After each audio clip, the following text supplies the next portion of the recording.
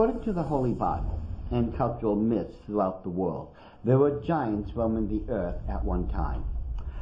Understand, when I speak of giants, I am not referring to individuals who happen to have been a few inches or a couple of feet above the norm. I am referring to a race of giants that would terrify even the most stout-hearted of people. Let's take a look at this chart so you can get a real feel for what I'm referring to. On the far left of this chart, you will see an average 6-foot tall human being, and just what they basically look like. Then, as you look from left to right, you will see giants that ranged from 8.5 feet to 36 feet in height. Imagine, if you would, for a couple of seconds that, just what this would look like. I mean, the next time you pass by a building, count up 3.5 stories, and then you'll get the idea of what an ancient giant would look like, exactly, roughly, how tall he had grown. Now, imagine something that big wanted to chase you down and kill you. Now, there are a lot of giants in different myths and legends, and you'll find these in different cultures and societies throughout the world. Now, in ancient Greece, there were what was known as the Titans. These were, according to the stories, there were originally 12 Titans, or what some people call giants, that were born to Gaia, the earth goddess, and Uranus, the sky god. Now, in this relief, we see the two Titans known as Rhea and Kronos. Next, we see Atlas as he holds up the earth. And then we have this statue of Oceanus, another one of the 12 Titans of Greek mythology. Then there were the Cyclops. Greek myths state that there were 3 known Cyclops. Other claims that the Cyclops were a race of giants. Now, in Norse mythology, they had a host of giants. Ymir was supposed to be the first of the frost giants. Then there was the frost giant known as S.R.A. There are 2 main biblical schools of thought when it comes to the origins of giants. One school states that the giants were the offsprings of Seth, who was the 3rd son of Adam. Now, with very deep respect to my colleagues, I come from the second school of thought. I believe that giants were a hybrid race that were created when fallen angels and human females mated together. Genesis 6:4 gives us the account of the sons of God. It says, "There were giants in the earth in those days, and also after that, when the sons of God came in unto the daughters of men, and they bare children to them. The same became mighty men which were of old, men of renown." It's Genesis 6:4 where it says, sons of God. It is referring to fallen angels. We could get into all different kinds of debates and opinions about this. However, suffice it to say that, for the sake of argument, one of the schools of thoughts state that the sons of God, aka fallen angels, had mated with human females. In Genesis chapter 7, we find out that the whole earth was destroyed by the great flood, and that only Noah and his family survived. You would think that there would be no more giants after that. However, the fact of the matter is that there were giants after the great flood. Going back to Genesis 6:4, it reads, "There were giants in the earth in those days." Now, where it reads, "in those days," it is referring to the days before the great flood. And it was in those days that Noah and his family was alive. However, right after that, It reads, there were giants in the earth in those days. It goes on to say, and also after that. In other words, right after the great flood, the giants came back once again. How and why is this possible? Because fallen angels had once again mated with human females. And you'll be able to see this for yourself as we move along. Once the 40-year wilderness trek of the 12 tribes of Israel was over with, God told them they could now enter into the promised land of milk and honey and take it as their own. They would do this by entering into the area known as Canaan, as you can see by a map. But there was a problem. The entire area was inhabited by giants. Some of the known areas where giants inhabited a particular land or region can be found in the Bible. Now, some of the names were Bashan, which was ruled over by King Og, and you'll find that in Deuteronomy 3:1, and he was a giant. Then there's Hebron. And then in the region of Argob, there were 60 cities, folks, that were inhabited by giants. And you can find this in Deuteronomy chapter 3, verses 1 through 6. Then there was Ammon, and you'll find that in Deuteronomy chapter 2, verses 19 through 21. Astaroth Canaim, which you'll find in Genesis 14:5. And then Ham is where the race of giants known as the Zuzims resided, and that can be found in Genesis 14:5. The race of giants known as the Emims lived in the area known as Shavath Kirthaim. Then the surrounding area of Moab was also inhabited by giants. You'll find that in Deuteronomy chapter 2, verses 10 through 11. And then there was the cities of Gilead, Salcah, Edrei, which were under the authority of King Og of Bashan. Go back to Deuteronomy chapter 3, verse 10 for that.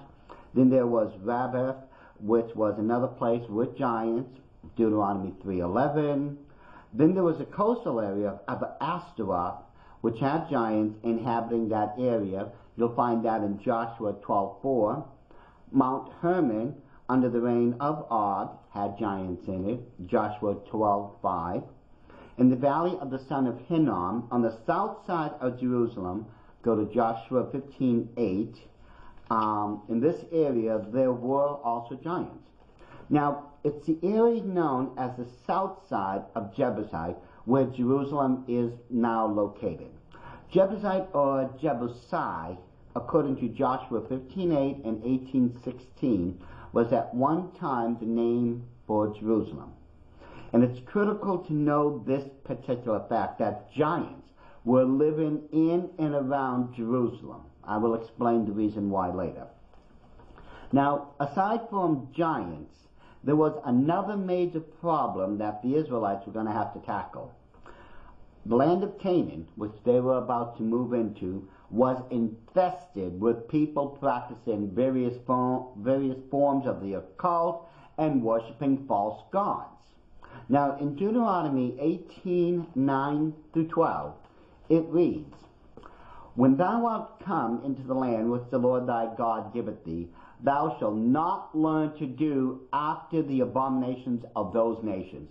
There shall not be found among any of you that maketh his son or daughter to pass through the fire, or that uses divination, or an observer of times, or an enchanter, or a witch, or a charmer, or a consulter with familiar spirits, or a wizard, or a necromancer.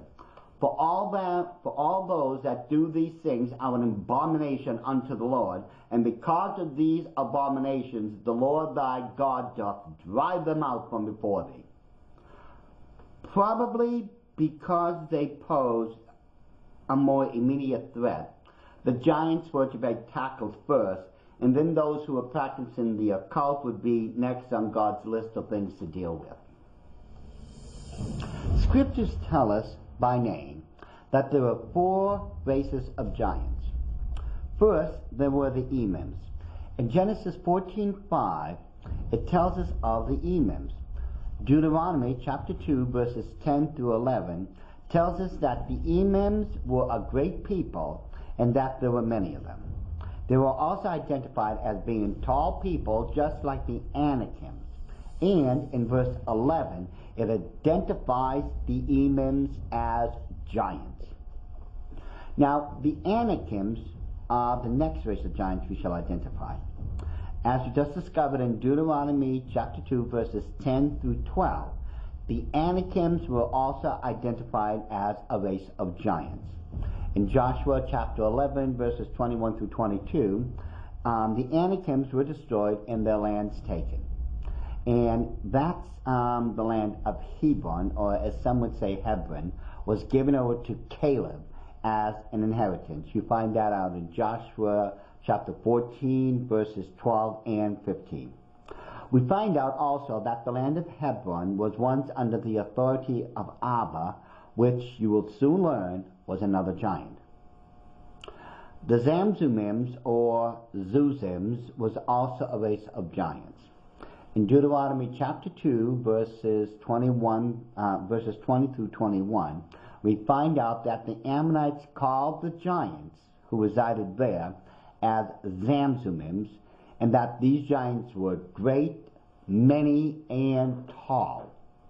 Plus, in Genesis 14 verses 1 and 5, we find out that the Zuzims were attacked in a war led by Chedorlaomer, king of Elam.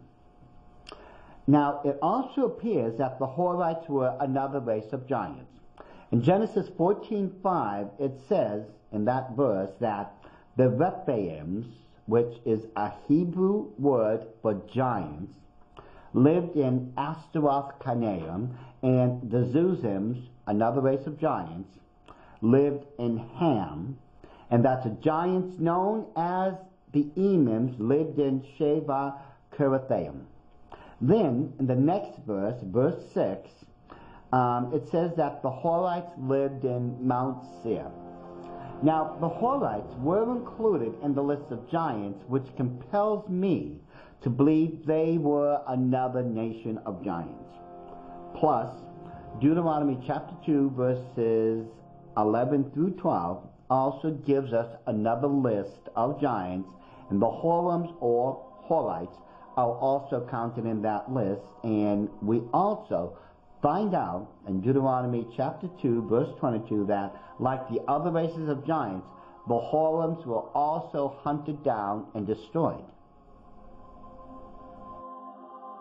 It is from the Hebrew word Nephil that we derive the word Nephilim from, and it is from the Hebrew word Rapha that we derive the word Rephaim, or what some mistakenly call Rephaims from.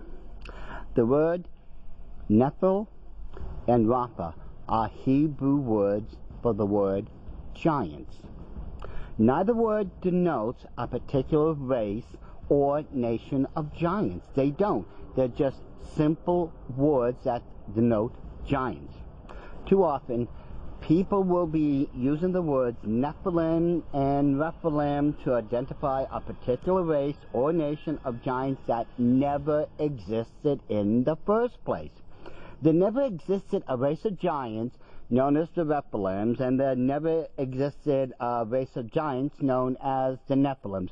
Those are just words that have just been misused. The words properly used are Nephil and Rapha, which means giants in the Hebrew words, and nothing more beyond that. Just remember, they're simple words, Nephil and Rapha, for the word giant. It's just like you and me saying, hey, that's giant, or that's big. In the Hebrew language, when they're saying that's giant or that's big, they would say Nephil or Rapha, and that's it. Contrary to popular belief, Goliath wasn't the only giant mentioned in the Bible. There were mentioned by name many other different giants, and because of this, we have a lot more information to go by. Now, let's start up with Goliath. In 1 Samuel chapter 17, verses 4 through 7, we find out that the giant known as Goliath stood anywhere from 9.5 feet to 11.5 feet tall. He wore a mail coat that weighed about 156 pounds when you convert shekels over to the standard American pound. The spearhead that he was carrying weighed about 19 pounds. Now that's heavier than any bowling ball I've ever used in this life. So, with the rest of his staff included, the whole thing had to have weighed somewhere between 50 to 60 pounds. Now can you understand why no one at first wanted to fight any of these giants? I mean, let's consider, what we would be up against. However, it would be the future king of Israel, known as David, who would face Goliath and bring him down. Lamai is the next giant on our list. In 2 Samuel 21:19, we find out that it was Elkanah who slew the brother of Goliath. And in 1 Chronicles 25, we find out that the brother of Goliath was named Lamai, and, like his brother, his spear was also the size of a weaver's beam. So, it's safe to assume that Lamai was probably as big as his brother Goliath. Then there was Og. Og was no ordinary giant. First of all, Og was the king of the entire region of Bashan, and according to Deuteronomy 3:11, his bed was so big it was approximately 13.5 to 16.5 feet long, and it had to be made out of iron to support his great weight. Then there was the giant Anak.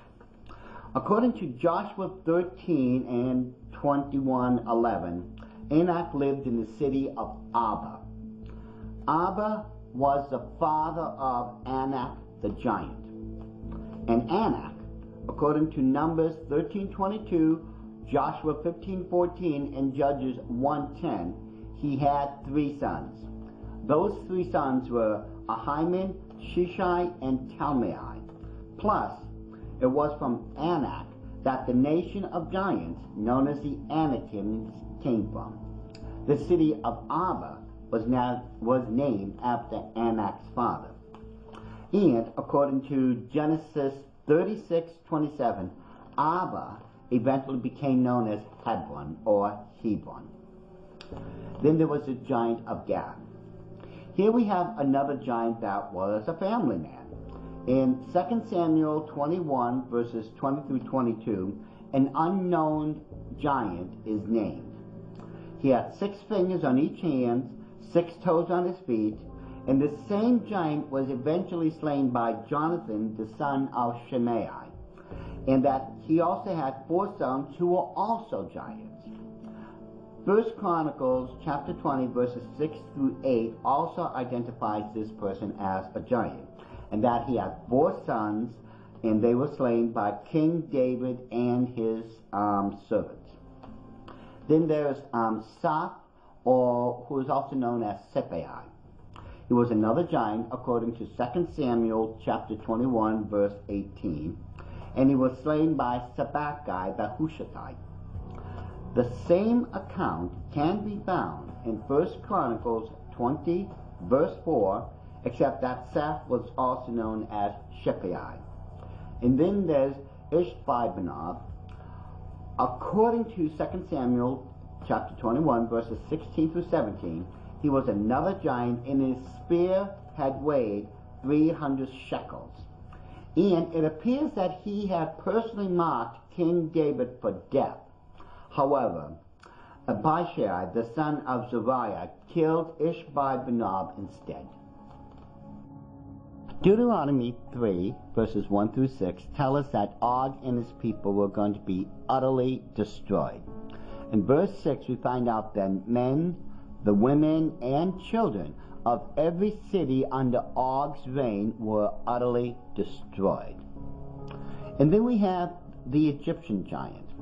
In 1 Chronicles chapter 11 verse 22 we find out that there was an Egyptian giant who was around the same height as Goliath. And like Goliath, he had a massive spear the size of a weaver's beam. And he was slain by Benaiah, the son of Jehoiada. And then we have the Amorite giant. In Amos chapter 2, verse 9, we find another giant, and this one was as tall as a cedar tree. And his strength was compared to that of a cedar tree. Let's face it, that was quite a list, and one that proves that Goliath wasn't the only giant mentioned in the Bible. God told Moses to send out a representative of each of the 12 tribes of Israel to spy out the land of Canaan. Now, it was Caleb and Joshua who came back with a very positive report saying that the land was good and bountiful. The other spies that came back, the other 10, they had a very dark report. These spies said that the land indeed flowed with milk and honey, but they also described that the giants, which they eventually saw, lived in walled cities, and that these cities were very great. Deuteronomy 1:28, we find out that the walls of the cities of the giants were so tall that, according to the spies, they appeared to reach up into heaven itself. Some of them measured 70 feet tall at these castles. And quite a number of castles had walls that were 21 feet thick. Now think about this for a second. It would be almost impossible to try to break through a wall that was 21 feet thick. Now, when a castle was under siege, and if the walls were that thick, the enemy would usually try to dig a trench under the castle wall, and then they would load tons and tons and tons of wood underneath the wall and then light it. And that they hoped that the fire would get so hot it would crack the mortar around the castle wall itself, which would force the wall to collapse down. Now, here's a very important question for you. How big were the cities that the giants lived in? By comparison, giants were about 1.5 times to 6.5 times taller than an average human being. Plus, we know that a castle's wall that surrounds it averages around 50 feet in height, and the towers are around 70 feet in height. And by comparison, the spies who went into the land of Canaan stated in Deuteronomy 1:28 that the walls of the cities of the giants reached into heaven. How big were the actual cities now of the giants?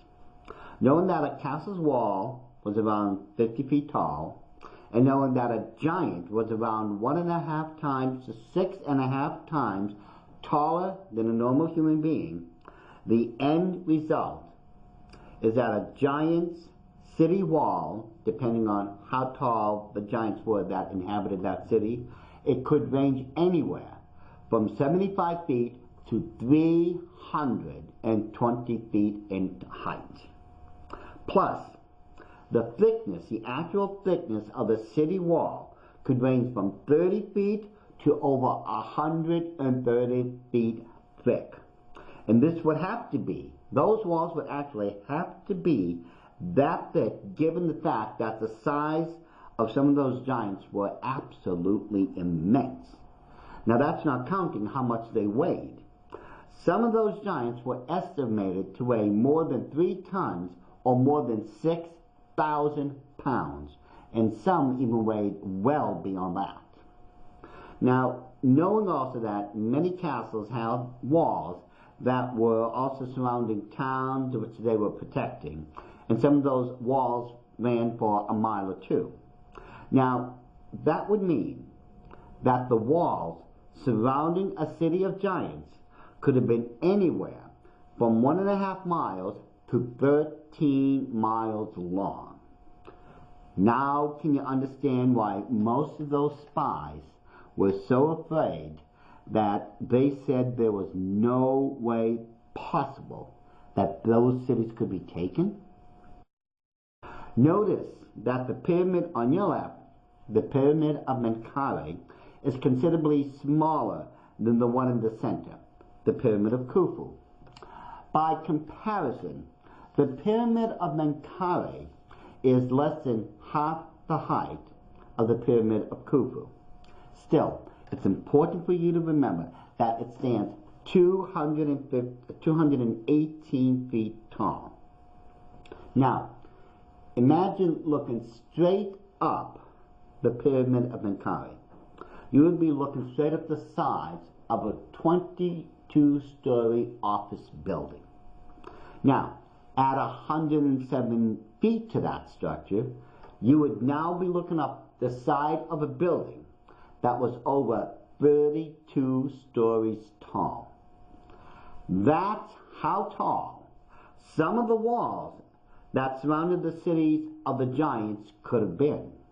Now, I know this may be difficult for some of you to accept, but when we do the math, a number of those city walls where the giants were living could have actually been that tall, and when we take into consideration the actual heights of some of those giants, we have to remember that the walls themselves could quite possibly have been more than 13 miles long.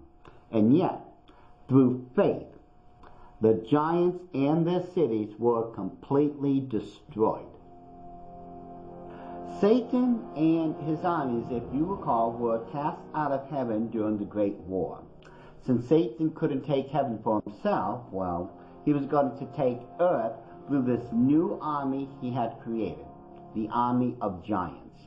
However, God thwarted Satan's plans when he brought forth the great flood. And the problem at this point was it didn't end there. You see, more giants were actually born after the great flood because fallen angels had once again mated with female humans. Now, why would Satan go through so much trouble? Think about this. God wouldn't allow Satan to take over the earth before the great flood, yet Satan tried to take over the earth once again by creating more giants. Now, why would he do this? Why would Satan do this again? It was because in this area that Jesus Christ would be born and preach salvation so that every living person could get saved and enter to heaven. Satan was trying to stop the prophecies of God. There are more than 333 prophecies in the Old Testament that speak of a coming Messiah. And Satan was going to stop this from happening by having his race of giants inhabit the land known as Canaan. And if he could stop the Israelites from claiming the promised land, then Christ would never be able to preach his word of salvation. Therefore, the message of salvation that we have nowadays and for the past 2,000 years would never have come about were the giants able to keep the land of Canaan. You see, in the occult world, it's always been believed that if Satan could stop just one prophecy from coming to pass, then God couldn't be God. Plus, if he could keep the land of Canaan for himself, then Jesus Christ could not have been born there because the Jewish people would never have been able to live in it. The evidence for giants is really overwhelming. However, we'll never see any of the truth of what's going on, archaeologically speaking, with the remains of giants in any of the media forums or newspapers, because if you've been following along in this DVD series, you'll learn that the Illuminati had already taken over most of those media forms back in the 30s. You're going to see the remains of a skeleton that seems to be bunched together. It's actually the remains of a giant that was approximately 9.5 feet tall. Now that's close to the actual size of Goliath. Remember, Goliath, it's believed, according to the measurements, was 9.5 to 11.5 feet tall. Here we have a photo of a partially uncovered skeleton. This particular skeleton is somewhere between 15 to 20 feet in height, and it was discovered in Arabia a number of years ago. This next photo reveals another giant skeleton that had also been partially excavated. Again, this giant, like the last one, ranged somewhere between 15 to 20 feet in height. This particular skeleton, like the other skeletal remains, it's caused a lot of controversy. You see, there's a group of people out there who using CGIs, or what's known as computer graphic imaging. They create these fake photos of giants, or they try to alter photos of genuine giants. Now, by creating such photos, I'm convinced that a number of people are trying to keep the truth behind biblical giants from ever being revealed. You see, the reason for creating such fakes is obvious. If they keep the physical evidence of those events that happened in the Bible from ever being revealed, then they'll be able to keep on saying that the Bible is only a collection of myths and stories, and that it's not supposed to be taken as literal truth. Therefore, mankind is kept from believing in God and getting saved. Remember, ladies and gentlemen, we are in a spiritual battle, a battle for the souls of mankind. And the enemy is going to do everything he can to prevent us from getting people saved. This next giant was discovered back in 1895. It stood 12 feet 2 inches tall, and it weighed 4,112 pounds, or 2 tons plus 112 pounds. Plus, on its right hand, it had 6 fingers. Now, to give you a good perspective of its true size, notice that the mummy is resting on the back side of a railroad boxcar. Now, this next photo, we're going to see a man holding the femur bone of a leg, or the upper thigh. That femur bone was 47.24 inches long, or just about 4 feet in length. Now, that's absolutely amazing. The femur bone was found in Turkey back in the 1950s in the Euphrates River. Now, take a look at this next photo carefully. A cast model of the femur bone and a scale model of a body had been drawn. And in this next photo, you can see this young foreign exchange student standing right next to a replica of that femur bone. This particular giant was around the same size of that of King Og of Bashan. Now, this next photo is absolutely amazing. Here we have what could be a husband and wife who were giants buried side by side, or they could have just been 2 giants who had died in battle. But what's of major interest is the incredible size. If we compare the size of the head of those 2 men digging around those skeletons and compare them to the heads of the skeletons, the heads of the skeletons are about 6 times bigger. This would mean that the skeletal remains of those giants would be somewhere between 30 to 36 feet in height. Now think about this for a second, ladies and gentlemen. I mean, imagine something as tall as a 3.5-story office building chasing after you. And if that doesn't give you pause to consider, these next photos will.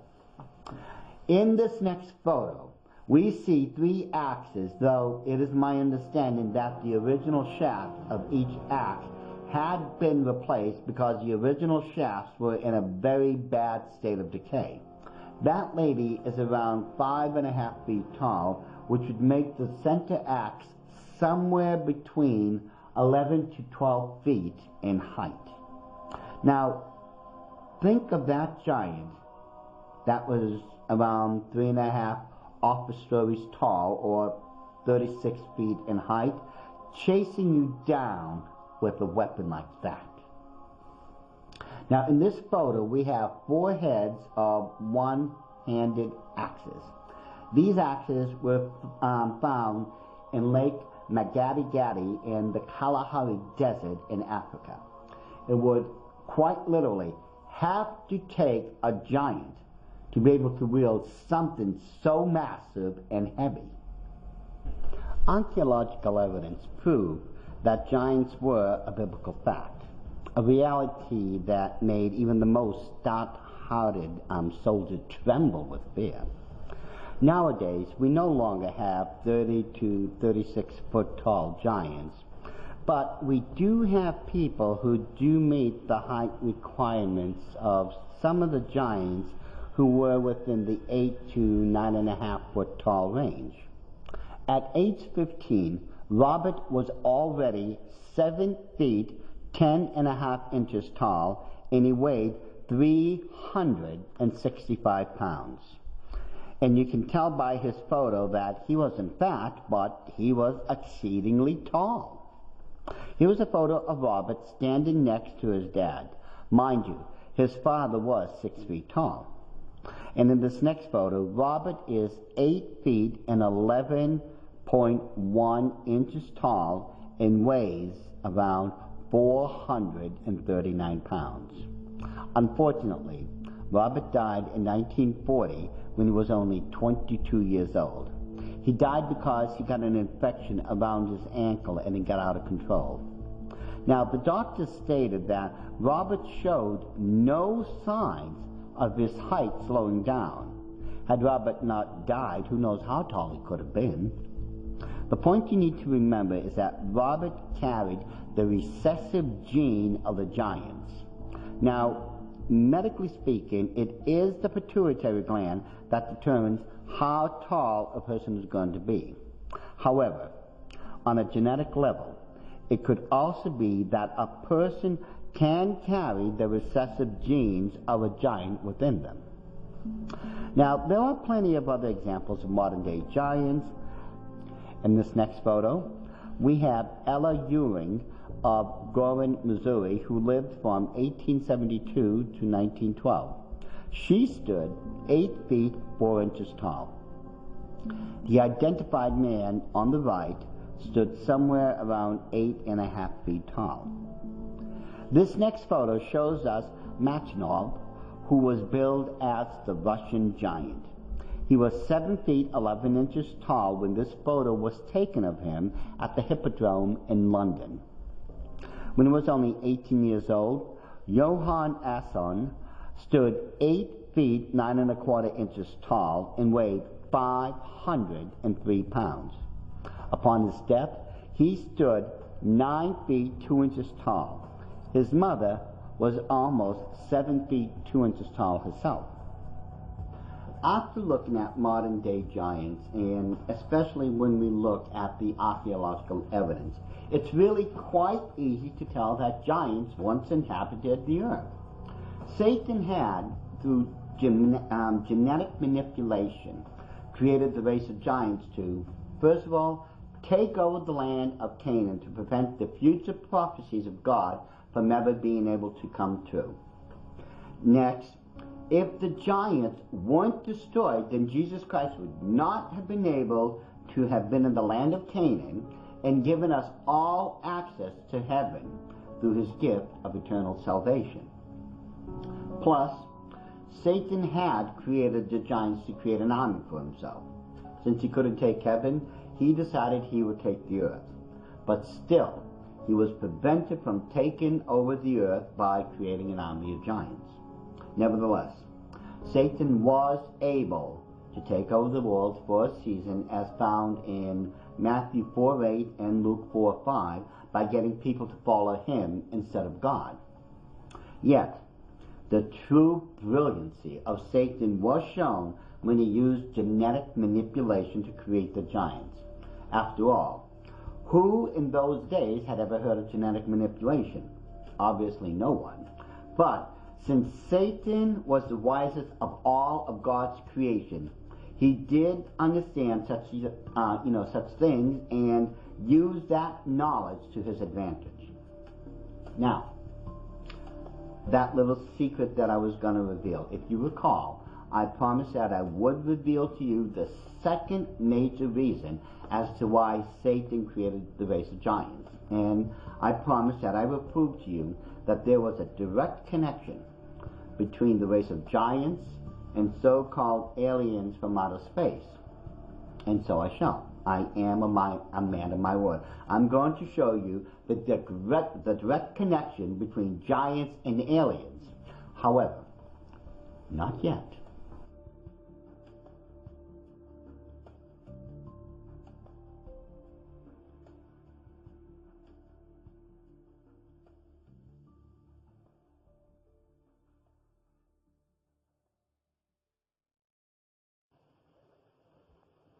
Ladies and gentlemen, due to circumstances beyond our control, we are unable to continue the broadcast from Grover's Mill. Evidently, there's some difficulty with our field transmission. However, we will return to that point at the earliest opportunity.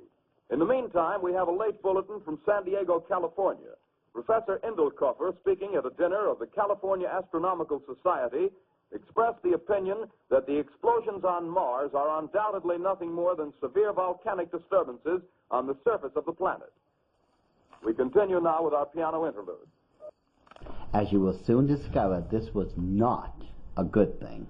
In fact, what was supposed to have been a simple radio program almost ended up in complete disaster. Allow me to explain, just for about 5 minutes, those events which transpired on Halloween Eve back in 1938, and then we'll move further on. The Mercury Theater was, in essence, a theater company that would put on live shows. The Mercury Theater was founded in New York City in 1937 by Orson Welles and John Houseman. This theatrical company became so popular that they were given their own live radio show that became known as the Mercury Theater on the Air. They would put on various live productions on the air, but it was in 1938 that the Mercury Theater Company would put on a show that the world would never forget. On October 30th, 1938, the program started off with a weather report and then an ordinary dance band featuring Raymond Vaccello and his orchestra could be heard playing music in the background.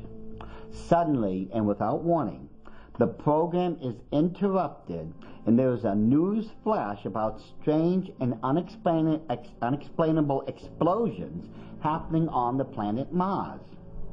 Orson Welles, who was playing the part of a famous astronomer from Princeton known as Professor Richard Pearson, briefly discusses the explosions and then just dismisses them as if nothing's really that important about them. Then, as the show progresses, more news interruptions happen, and what began as something uneventful suddenly turns into something very, very frightful. At this point, the news, which was very passive at first, suddenly became very concerned as cylindrical meteorites, which originate from the planet Mars, begin to head towards Earth. Astronomers who had been keeping an eye on these so-called meteors had determined that a number of them had landed in Groves Mill, New Jersey, and other places throughout the world. A reporter named Carl Phillips in Groves Mill, New Jersey, had arrived on the scene where the meteorites had landed. Now, a crowd of curiosity seekers had arrived at the scene as Carl Phillips begins his report. At first, nothing appears to happen as Carl Phillips begins to describe the glowing-like object when suddenly things begin to take a turn for the worse. As Carl Phillips and everyone else looks on, a section of the so-called meteorite begins to unscrew itself. It quickly becomes apparent that this is no meteor, but is in fact a spaceship of some kind. Slowly, a body with 3 tentacle-like legs begin to emerge and tower over the onlookers. All of a sudden, this Martian begins to incinerate the crowd with a heat ray that it emits which sends everyone into a panic as they desperately try to, run away and find some sort of safety. Now, Carl Phillips, who is describing the scene, can be heard screaming out loudly about how people are being shot down and burnt alive by the Martian heat ray. All of a sudden, as he begins to describe something else, the live interview at Grover's Mill goes dead. For a number of seconds, nothing can be heard on the radio until Professor Richard Pearson gets back on air. He is obviously quite shaken by the events of the Martian invasion and tries his best to describe the weapon or the heat ray that had been used, to kill everyone with. Radio communication is once again established, and it has become known that the New Jersey State Militia has declared martial law and begin their attack against the Martians. Very quickly, it becomes clear that the New Jersey State Militia is no match for the alien invaders, as they are very quickly wiped out by the heat ray. A number of emergency response bulletins are heard over the airwaves as millions of people flee the surrounding areas. Now, what makes it extremely difficult for people to leave those areas is that 3 Martian cylinders are roaming throughout the countryside, destroying power plants, railroads, bridges, and really just about anything that stands in their way. While these events are transpiring, an unnamed Secretary of the Interior comes on the radio sounding very much like Franklin Delano Roosevelt and begins advising the nation. Now, somehow, a live connection has been made to the Army Field Artillery Battery, and as live communication is once again going on, this artillery battery manages to wound one of the Martian tripods. However, in the process, some sort of black smoke, which is a poisonous gas, comes out of the vehicle, and people begin to fall like flies. It's during this part of the radio broadcast, another newspaper reporter who's supposed to be broadcasting from the top of the CBS building in New York City is describing that Martians have begun invading the city and can be seen. They are wading across the Hudson River. Poison smoke is drifting over the building, and that people are fleeing for their lives by jumping and diving into the East River like rats. Eventually, this unknown radio broadcaster succumbs to the poison smoke and is no longer heard again. Now, after that, a desperate-sounding ham radio operator is heard calling 2X2L, calling CQ. Is there anyone on the air? We are bringing you an eyewitness account of what's happening on the Wilmuth Farm, Grover's Mill, New Jersey.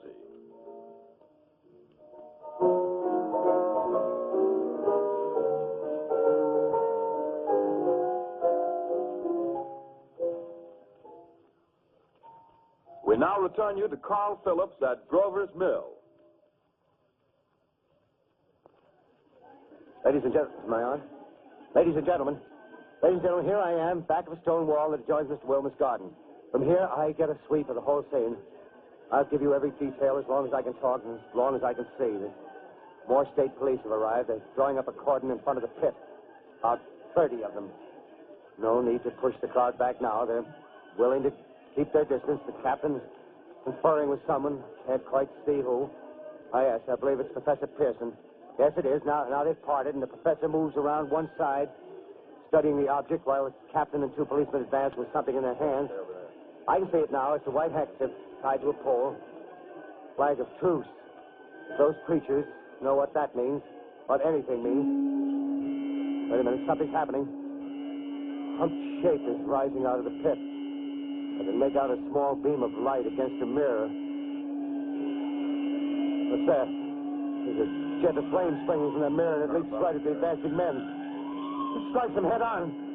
Oh, Lord, they're turning into flames. Now the whole field's caught up by the woods, the barns, the gas tanks of the automobiles spreading everywhere. Coming this way now, about 20 yards to my right.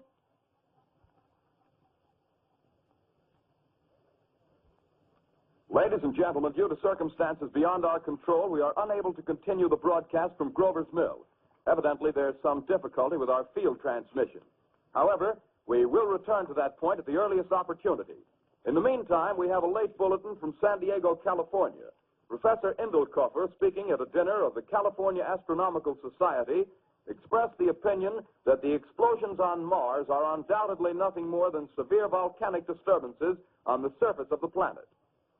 We continue now with our piano interlude. And what made the timing of the broadcast even more convincing and frightening was the fact that we had already gone through World War I and had survived the 1929 stock exchange collapse. Plus, during that time, Europe was already at war, and there were rumors going around that said America would get involved in this World War II. So there really was a lot of good reasons for people to be on edge or even frightened in those days. When Adolf Hitler had heard of the broadcast and the impact it had, he said that it was evidence of the decadence and corrupt condition of democracy. As if I care what he says. But now, is there a connection between the radio broadcast of the War of the Worlds, the Illuminati, and possible alien from another world? In 1937, the Rockefeller Foundation began to fund a new research project to determine the effects of new forms of mass media upon society, especially the effects of radio. And everyone knows the connection between the Rockefeller family and the Illuminati by now. CBS and the Rockefeller Foundation were both contracting the leading crowd psychology researchers of that time. CBS had Edward Bernays as its head researcher. The Rockefeller Foundation had Ivy Lee as its head researcher. Both CBS and the Rockefeller Foundation were the major players in a psychological program known as the Radio Project. One of the key players of the Radio Project was Frank Stanton. At the time, Frank Stanton was also a key member of the research department at CBS during the War of the World broadcast. And it would be Frank Stanton who would eventually become the president of CBS. It is believed, and rightfully so, that the show was purposely done to gauge the effects of an alien invasion and how the public would react. Well, considering that almost 50% of 6 million listeners were convinced or scared witless, I believe that the results were obvious. Now, I may be wrong in this next part, but if memory serves me correctly, I believe a number of people, once they found out that this so-called invasion was from Mars, that a number of these people had actually committed suicide. Now, some of you, if you're really interested, you want to take a closer look into this, check to see if people had committed suicide, but from my memory of those events, if I am correct, I believe quite a number of people did commit suicide once they were convinced we were being invaded by aliens. Now, why would the Illuminati choose flying saucers to scare people with? After all, in 1938, there really was no such thing unless you read about it in some sort of science fiction book or magazine. There were no such things as UFOs or flying saucers being reported, not in that day and age. So, what were they hiding? What was it that the Illuminati were up to, and how did the War of the Worlds fit into their plans? Now, before I explain this, there is something else you need to know. In February of 1949, a retelling of the War of the Worlds had been done. Radio Quito in Quito, Ecuador, had produced a Spanish-language version of Orson Welles' 1938 script. The results were not surprising.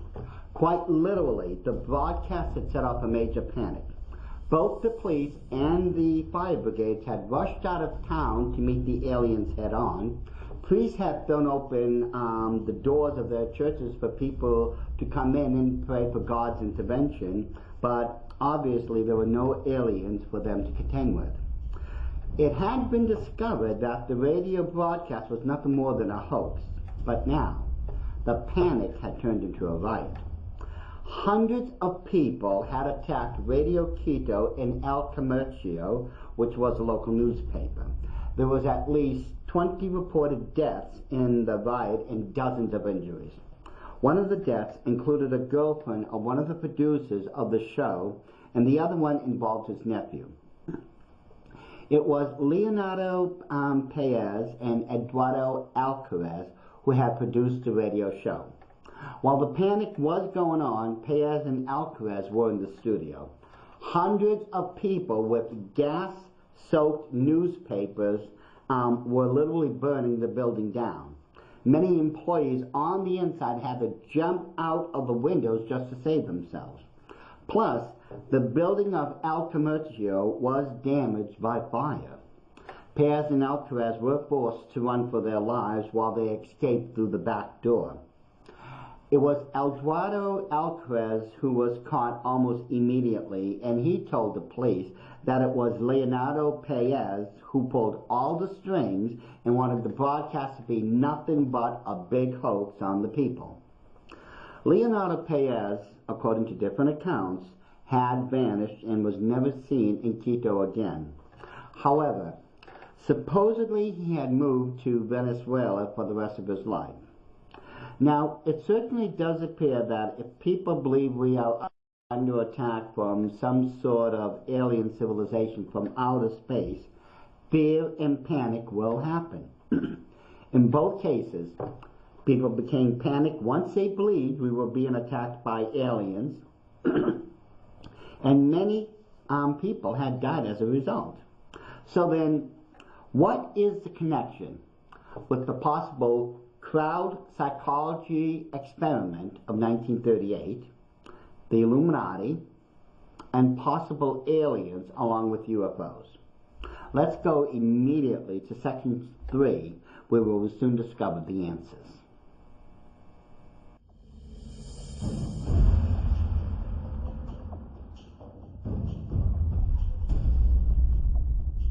What's the connection between the invasion of aliens, UFOs, and the Nazi regime?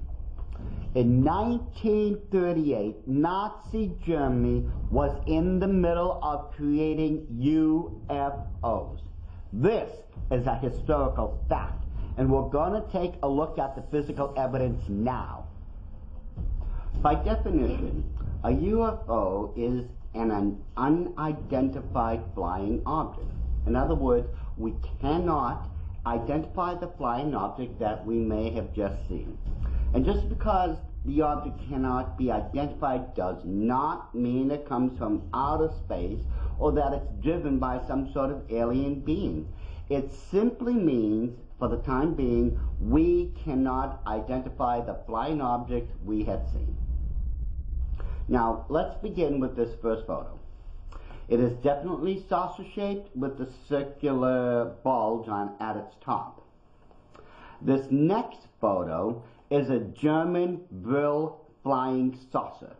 The only difference is that this photo was taken much closer than the last one, and because it was taken closer, you can see more of the detailing. But it is still the same ship. Here in this famous photo of George Sutton, what Mr. Sutton had seen was this: the German flying saucer known as Hannibal. I'll explain some more of this as we go along. But no, these are the exact same flying vehicles. In this next photo, we have the famous picture of the so-called UFO that was flying over the Pentagon with impunity.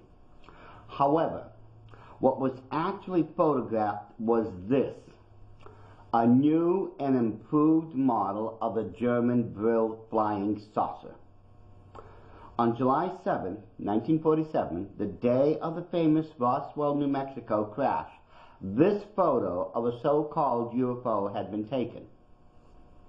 Notice that both photos show a flying saucer that has a crescent shape at its rear, and that both so-called UFOs are semicircular in its design.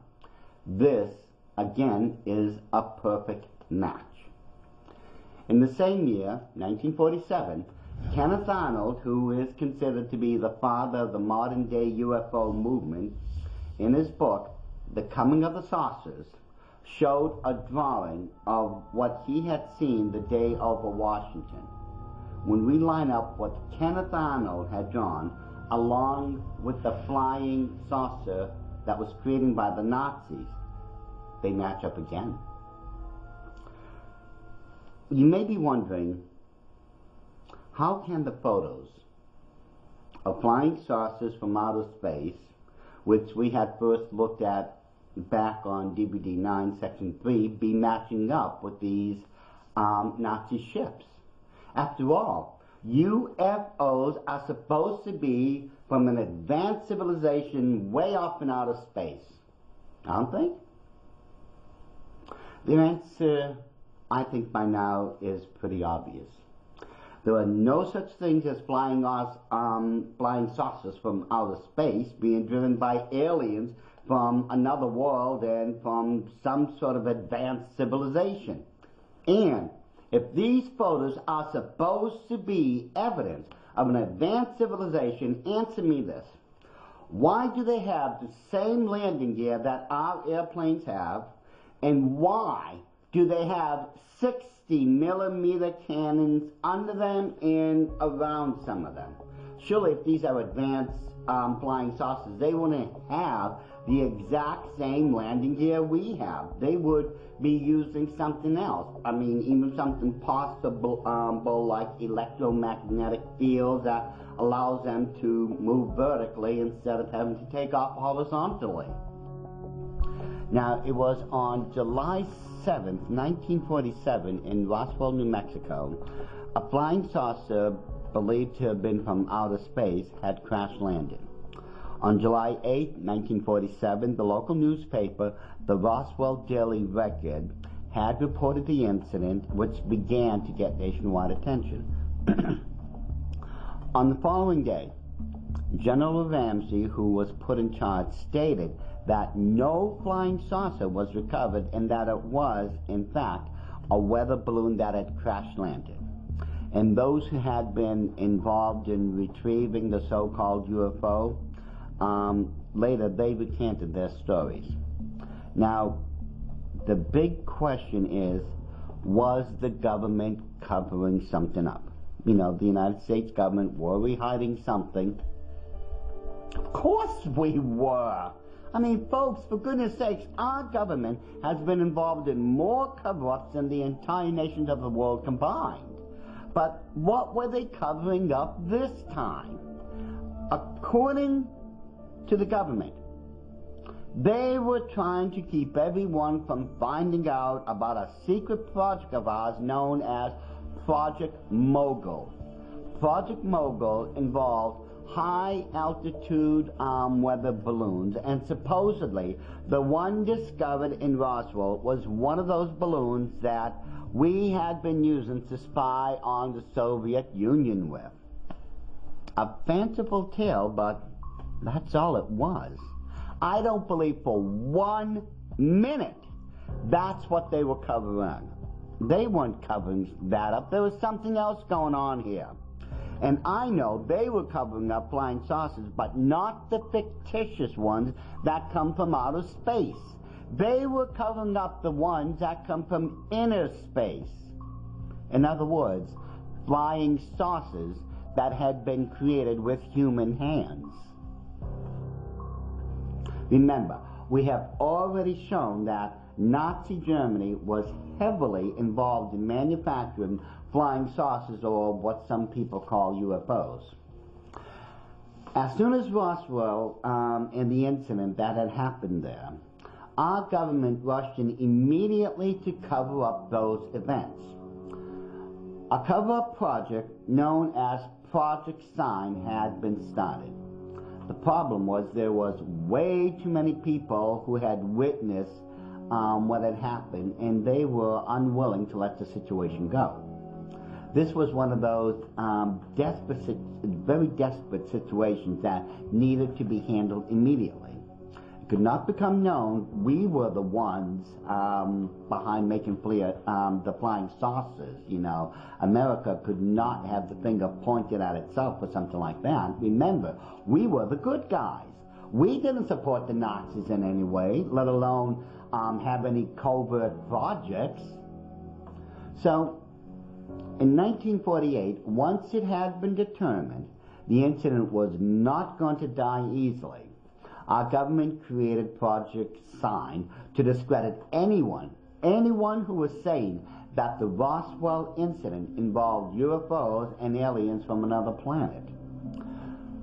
Shortly after Project Sign had ended, a year later in 1949, a new project known as Project Grudge would pick up where Project Sign had ended. All the way up to 1951, Project Grudge had remained active in one way or another until it had been dissolved and replaced. Now, a year later, in 1952, Project Grudge would be replaced by Project Blue Book and would last from 1952 all the way through December of 1969. In theory, Project Blue Book had two goals: to determine if UFOs were a threat to national security and to scientifically analyze UFO-related data. Now, when Project Blue Book was dissolved in December of 1969, the Air Force provided a summary of the intelligence that had been gathered.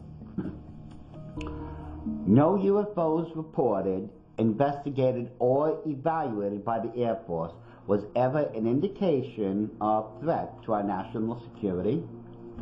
There was no evidence submitted to or discovered by the U.S. Air Force that sightings categorized as unidentified represented technological developments of principles beyond the range of modern scientific knowledge, and there was no evidence indicating that sightings categorized as unidentified were extraterrestrial vehicles. By the time Project Blue Book was closed, 12,618 UFO reports had been investigated. They were, for the most part, categorized as misidentifications of natural phenomenon or conventional aircraft, though there were a number which has never been explained to this very day. Now, the Allies defeated and freed Germany from the villainous clutches of Adolf Hitler and those who followed him. And it had become known that dozens of German scientists had been brought here to America to work on the Manhattan Project under the leadership of J. Robert Oppenheimer, who was an American theoretical physicist. What no one knew at the time was that there were thousands, not hundreds, but thousands of German scientists who were brought here to the United States to work on a different project. This new and highly secretive project was known as Operation Paperclip. Interesting enough, many of the German scientists involved in Operation Paperclip were ardent Nazis and were guilty of more crimes against humanity than I could write about. In order to allow all these people to work in the United States, a lot of paper shuffling and lying had to be done. In the case of Werner von Braun, the original document on him stated that subject is regarded as a potential security threat by the military governor. Of course the guy was a threat. The guy was a hardcore Nazi. and from 1937 to 1945, he was the technical director of the Piano Mundi Rocket Research Center, where the V-2 rocket, which was devastating England at the time, had been developed. Yet, he was allowed to work on American soil in a secret government factory, on one of our military bases, and on a super secret United States project. So that Bernard von Braun could work on this project, his files were altered so that they now read, "No derogatory information is available on the subject. It is the opinion of the military governor that he may not constitute a security threat to the United States." Notice how the military governor had miraculously changed his tune. Von Braun was at first a threat, but now suddenly he is no longer a threat. Just amazes me the length some of our own people in our government was willing to go to. I mean, it just amazes me. But no, in the case of Arthur Rudolph, who was the operations director of the Mittelwerk factory at the Dora Nordhausen concentration camps, where 20,000 workers died from beatings, hangings, or starvation, the military file on him stated, 100% Nazi, dangerous type, security threat, suggests internment. Yet, his records were altered to where they read nothing in his records indicating that he was a war criminal or an ardent Nazi or otherwise objectionable. Considering the type of war criminals and scum we allowed to work on Project Paperclip, can you begin to understand how desperate our own government had to have been? They were desperate to hide the fact that the Nazis had built flying saucers that were being seen and photographed, and that now we were going to duplicate and improve on what they had done. Further proof that the American government were well aware of Nazi flying saucers can be found in this very rare newspaper article. This military newspaper article was allowed in before we had all the censorship going on. But the important thing to note is that we were well aware that the Nazis had and were developing flying vehicles that could fly upwards to 10,000 miles per hour. In partnership with the Nazi Party and the Thule Society, the latter of which was a major occult society in Nazi Germany, the Brill Society, another occult society in Nazi Germany, developed a series of flying saucer prototypes, and it was these prototypes that had the American government greatly concerned. Interesting enough, the word Brill means to be God-like, or to be like God. And it has already been demonstrated that these same Brill ships were the ones people had mistaken as UFOs or aliens from another planet. In this next photo, we can see the designs for a Nazi flying saucer called the Hannibal 1. And in these next photos, we have the Nazi Hannibal 1 flying saucers that had been built. In this next photo, we can see the designs for the new and improved Hannibal model known as the Hannibal 2. Now, here we have a very rare color photo of a Hannibal 2. Now, if you take a good look at the two men standing at the top of this Hannibal 2, it will give you a good idea just how big this ship was. The next Nazi flying saucer on the list was known as the Hannibal 3. The following photo is an illustration of what the Hannibal 3 looked like. In this photo, we have the Hannibal 4. Like previous models, it too had been upgraded, but it was never to be realized because its construction was to begin in 1946, and the war had already ended before then. The Vril flying saucer was another design that seems to have been favored by Nazi Germany. In this first photo, towards the bottom right, you can see Adolf Hitler touring this Vril factory. And towards the left is part of the Vril flying saucer under construction. Remember, ladies and gentlemen, as you view these photos, that these flying saucers were created under orders from Adolf Hitler, who was a puppet of the Illuminati.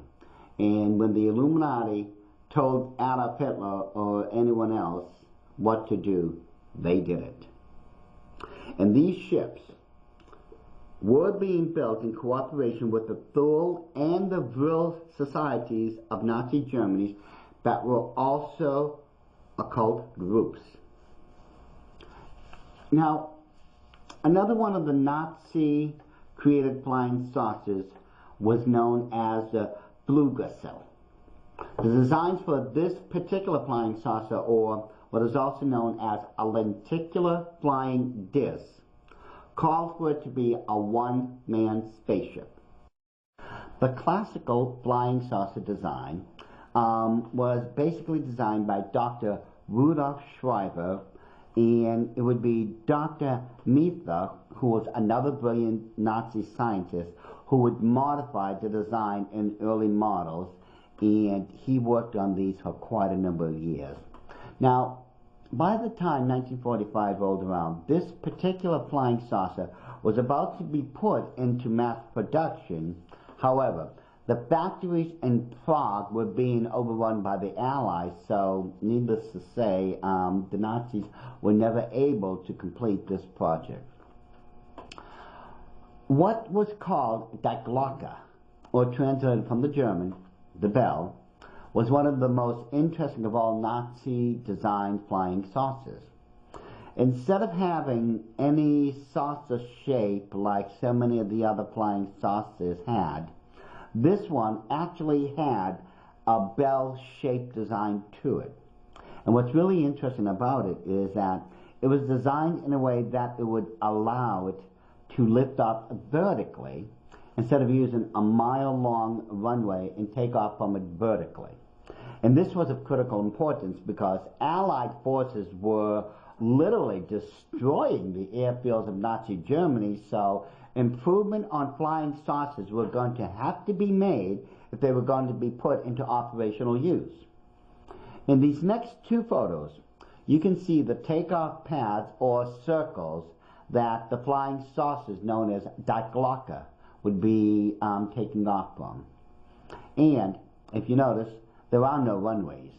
These so-called flying saucers could simply take off vertically. The designs for the Andromeda flying saucer should be immediately familiar to everyone by now. This was going to be among the biggest flying saucers that Nazi Germany was ever going to build. According to the specs, the Andromeda ship was going to be 647 feet across, and if you look in the center of the specifications, it would be able to house the Hannibal flying saucer, and looking to the right of it, it could be able to carry a number of the Vril flying saucer ships also.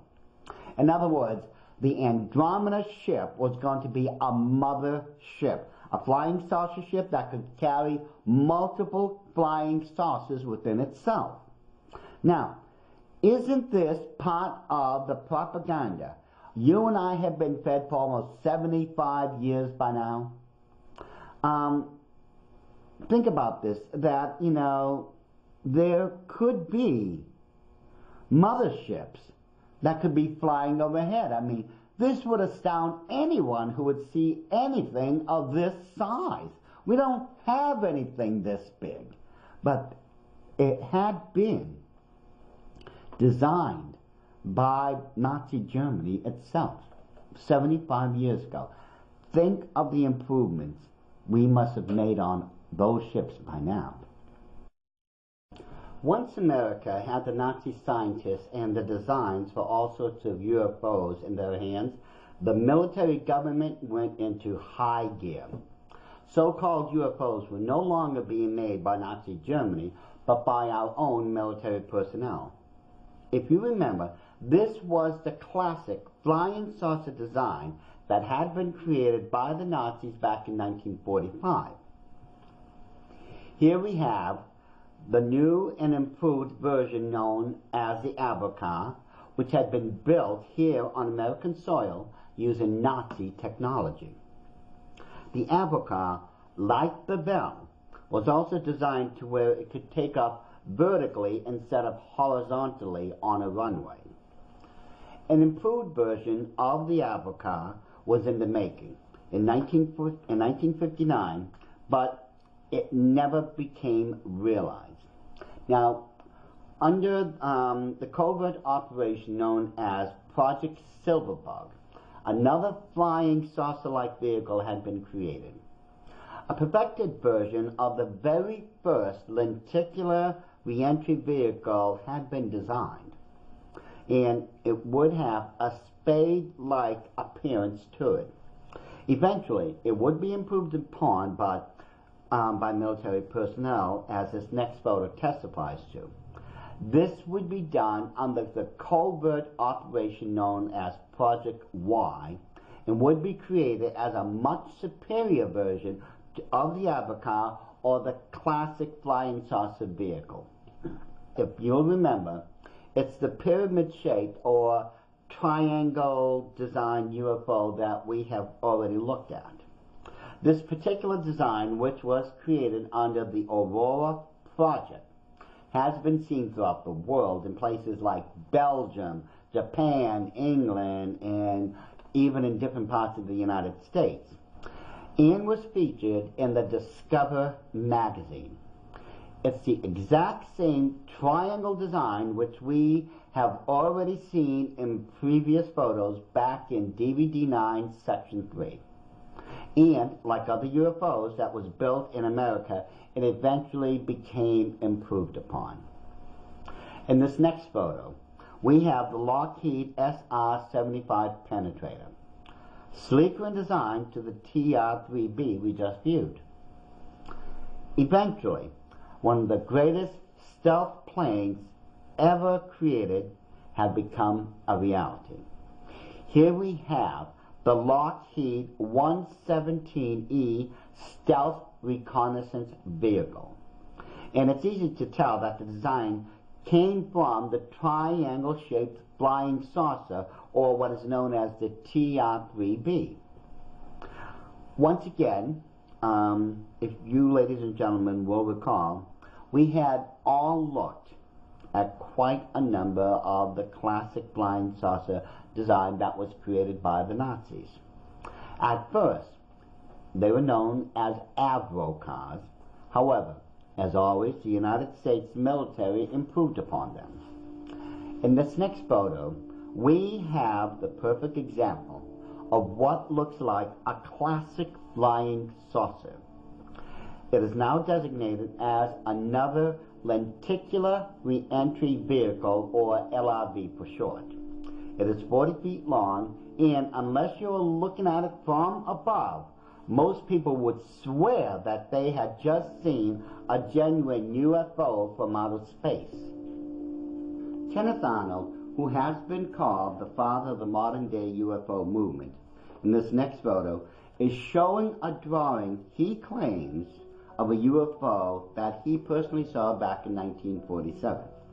Let me show you what I am convinced he had mistaken for a so-called UFO, as so many people in the past have.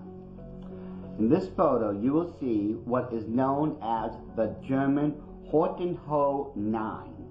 It was originally built back in Nazi Germany in the 1940s. And as this next photo will demonstrate, if you don't look at this plane from above, you can easily mistake it as some sort of UFO from outer space. Remember, when Arnold had originally seen the 9 UFOs, he saw them from a distance of approximately 23 miles away when he was flying over Mount Rainier. So he couldn't have easily have seen them. Truth of the matter is, he could have very, very easily have been mistaken over what he had seen. Further evidence of this can be seen in these next photos.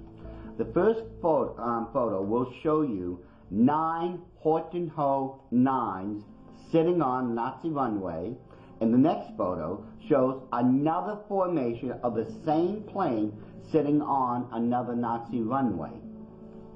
Like all previous UFO designs, the Nazis had improved on the Horton Ho 9 design. Here we have the Horton Ho 229 design. It was this particular model of the Horton Ho that I believe Kenneth Arnold had seen before this was built, which was only 2 years before his original UFO incident. All previous versions of the Horton Ho design was put to shame when America came up with the F-117. The F-117 was sleeker in design, and as a stealth plane, it had no equal when it had originally been created. And there you have it, ladies and gentlemen. By comparing old photos of supposed UFOs, we have demonstrated that every single one of them had been created by the Nazis during the 1930s and 40s. We have also demonstrated that after Allied forces had defeated Nazi Germany, that America had taken thousands of German scientists, many of whom were hardcore Nazis, and brought them here to work on military bases and covert projects. Among those projects that the Nazis worked on for the United States of America were supposed UFOs, which, the photos have proven, were advancements in aeronautics.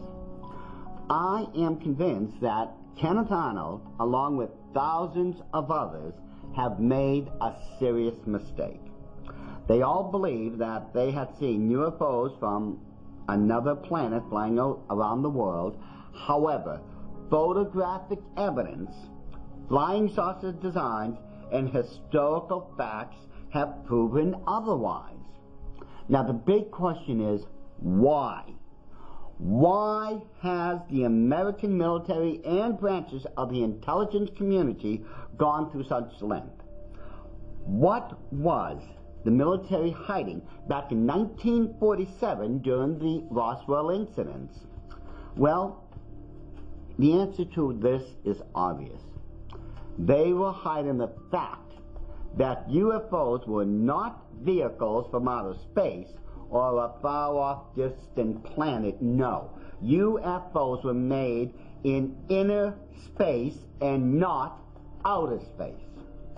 And since this is the case, what is the United States military hiding from us now? Why have they been making so many improvements and newer designs of flying saucers, or as some people would say, UFOs? Do they have an agenda? A dark and dangerous secret agenda that allies with the Illuminati in their plans for a new world order? The answer is a resounding yes.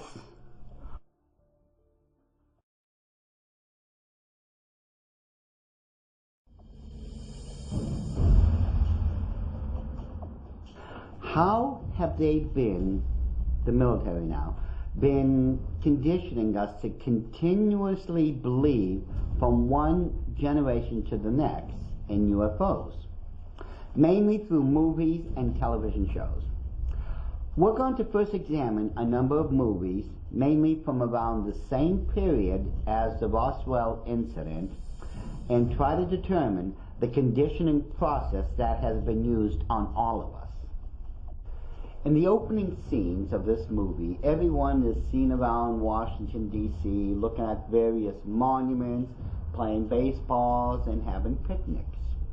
All of a sudden, a UFO is seen flying over our national monuments. Within minutes, the ship lands in the middle of a baseball field and remains dormant. Eventually, an alien named Klaatu emerges from the ship. As the military and various spectators look on, Klaatu reaches into his spaceship and pulls out a device. One of the soldiers, not knowing what this device is, decides to shoot Klaatu. Suddenly, this 7 to 8 foot tall metallic robot named Gort emerges from the ship, and a laser beam is emitted from where his eyes would be, and he begins to destroy the military weapons. Klaatu, the alien visitor, commands Gort to stop his actions, and once he has recovered somewhat, he explains to the military that the device he had was a present for the President of the United States of America. And that particular president would have been able to use that present to communicate with other civilizations throughout the galaxy. Klaatu is brought to the Walter Reed Army Hospital to be treated for his gunshot wound and to recover. A representative from the White House is told by Klaatu that he wants to meet with the head of every single nation because it has come to the attention of those planets that Klaatu is representing that they are aware that Earth has discovered the atomic bomb and will soon be flying in outer space. And given the violent nature of humanity, he has come to give the Earth a very stern warning. It is explained to Klaatu that this meeting with every single head of state would be impossible due to the Cold War. Klaatu is put under house arrest but decides to leave the hospital anyway to see what humanity is like for himself. He comes across a boarding house and decides to rent a room where he becomes friends of this widowed lady named Anne and her son named Bobby. A day or so later, Anne's boyfriend wants to take her out, but since it's the weekend, Bobby is home and there's no babysitter for him. Klaatu informs Anne that he'll watch Bobby for her, and she decides to go out with her boyfriend. Since Bobby knows that Klaatu is a stranger, he decides to take him on a tour of Washington, D.C. Once they're done seeing all the various monuments, Bobby takes Klaatu to the Arlington National Cemetery where his father had been buried. As the story progresses, Klaatu meets up with an Earth scientist and reveals who he really is and his mission. This professor decides that the best way to get the world's leaders' attention would be for Klaatu to demonstrate his power, but not in any destructive form. Klaatu then goes back to his ship and decides to shut down all the world's power systems except for the ones that are running airplanes, hospitals, and other vital things. This way, no one is hurt and he gets his message across. While this global power outage is going on, the military, in their infinite wisdom, decides that the only thing left to do, hunt down and kill Klaatu. A national announcement is made and the manhunt for Klaatu begins. The military confiscates Klaatu's ship and encases Gort, that giant robot, in some sort of super advanced plastic. Eventually, Klaatu is shot dead, but before he dies, he gives Anne an instruction to go to his robot Gort and say the following words: Klaatu Barada Nikto. Anne manages to blend into the crowd once the military has surrounded the corpse of Klaatu, and she goes to the spaceship and tells Gort the message that was given to her. At this point, Gort has become aware of Klaatu's death and melts out of his plastic prison and quite literally goes on a killing spree. But Anne bravely confronts Gort and delivers Klaatu's message. Gort obeys the command that was given to him and goes to find the body of Klaatu. Gort finds Klaatu's body in a jail cell and brings it back to the spaceship. Once there, Gort puts Klaatu into a device, and after a minute, Klaatu is resurrected.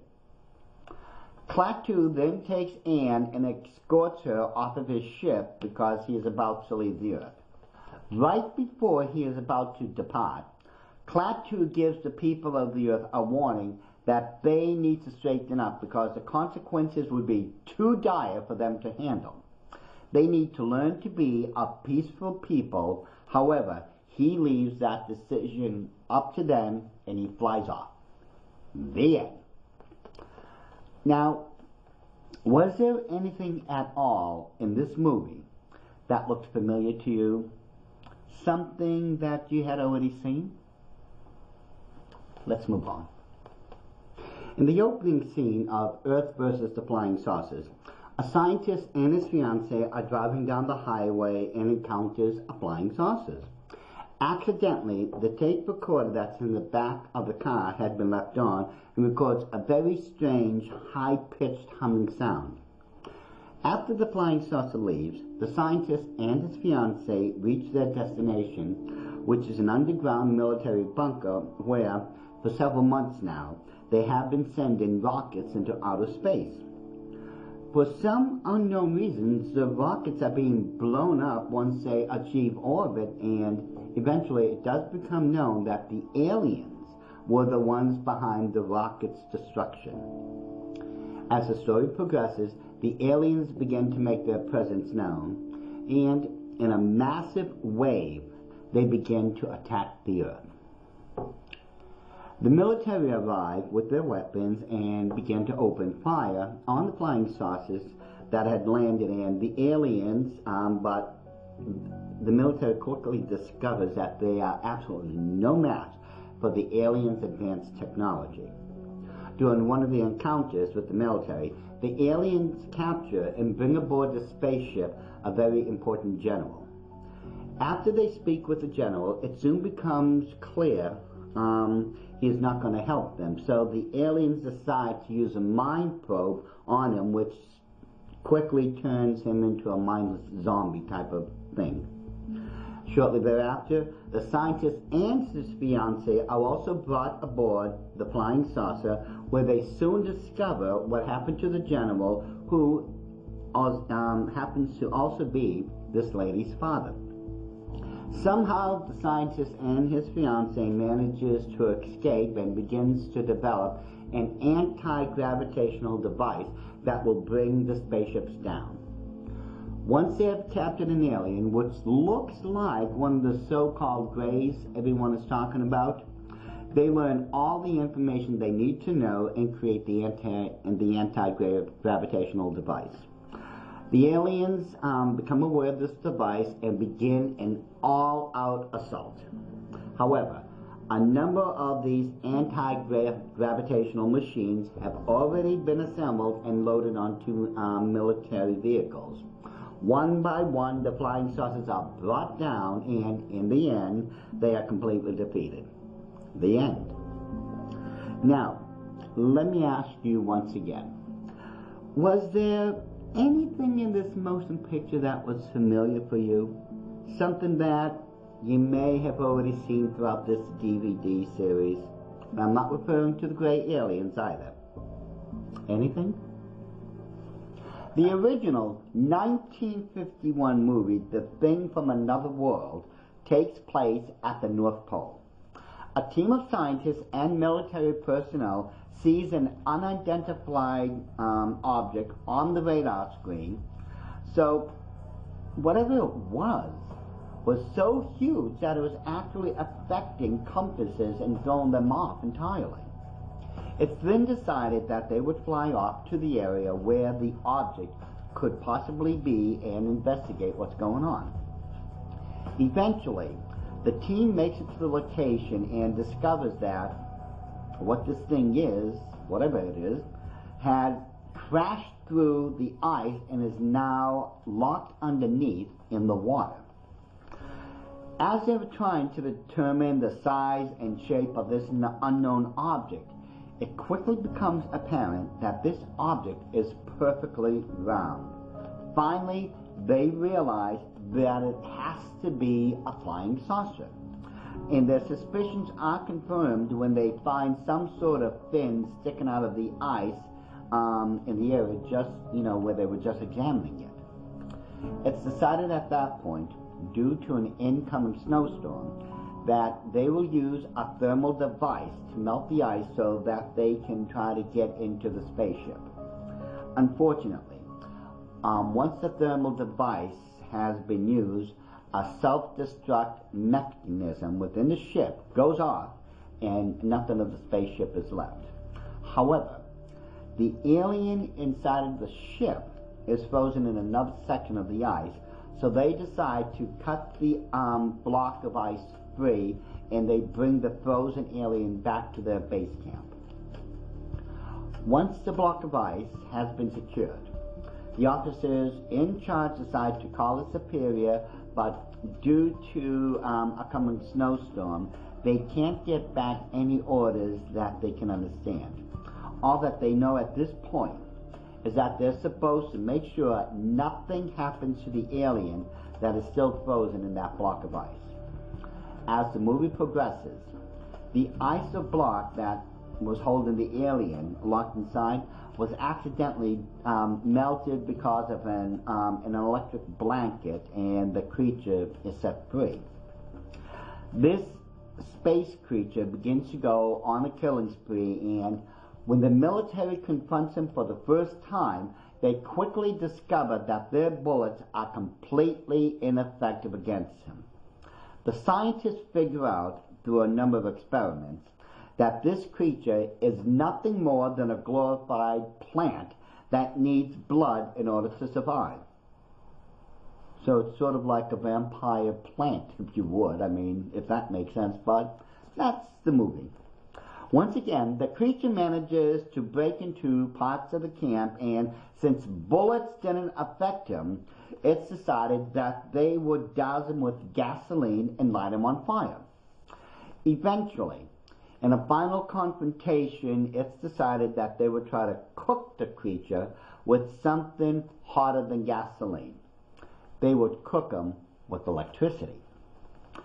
After the military men had tricked the alien to come down after them, through a particular corridor, they throw the switch and quite literally fry the alien into ashes. And once again, humanity has been saved. The end. So, have you figured out what I've been trying to get to yet? Was there anything at all within this movie that you have already seen in this DVD series? In the opening scenes of the 1955 movie, This Island Earth, a scientist known as Dr. Cal Meacham arrives at an airport so he can take off for a very important conference on energy. On his way back home, Dr. Meacham's plane and the engine shuts down, and he is saved by an unknown force, though his assistant Joe believes he saw a UFO. Dr. Meacham and Joe arrive back at his workshop, and when they arrive there, there's a strange package. Now, the item is a mysterious book that is not made out of paper, but out of some unknown metals, something that's as flexible and wobbly as paper, but it's made out of metal. This strange book is a catalog for a machine that has more than 2,000 parts in it. At this point, they have no idea what the machine is or what it does, but they decide to order all of the parts anyways from an unknown source.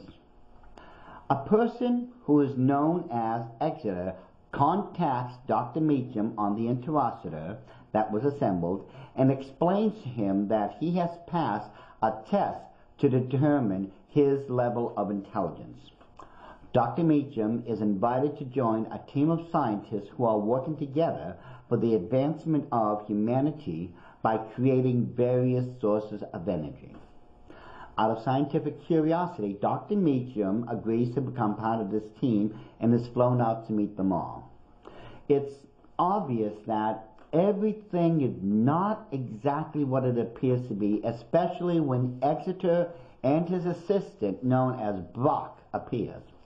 They seem human, but they have these very large frontal lobes. In a private meeting in his office, Exeter and Brock communicate with a person who appears to be in charge on one of those interrogatories, and this person is simply known as the Monitor. The Monitor tells Exeter and Brock that they will have to return back to their home planet soon with the uranium and other sources of energies they were instructed to create in order to save their planet. It seems that their world, known as Metaluna, is under attack from another alien civilization, and they have depleted almost all of their energy resources to keep up a protective barrier around their planet. Eventually, Dr. Meacham and a lady scientist known as Ruth decide to escape by jumping into a plane. They don't get far because a flying saucer using some sort of tractor beam takes them into outer space. Once they're aboard the flying saucer, Exeter explains the situation to them, and for the most part, he seems honest enough with good intentions.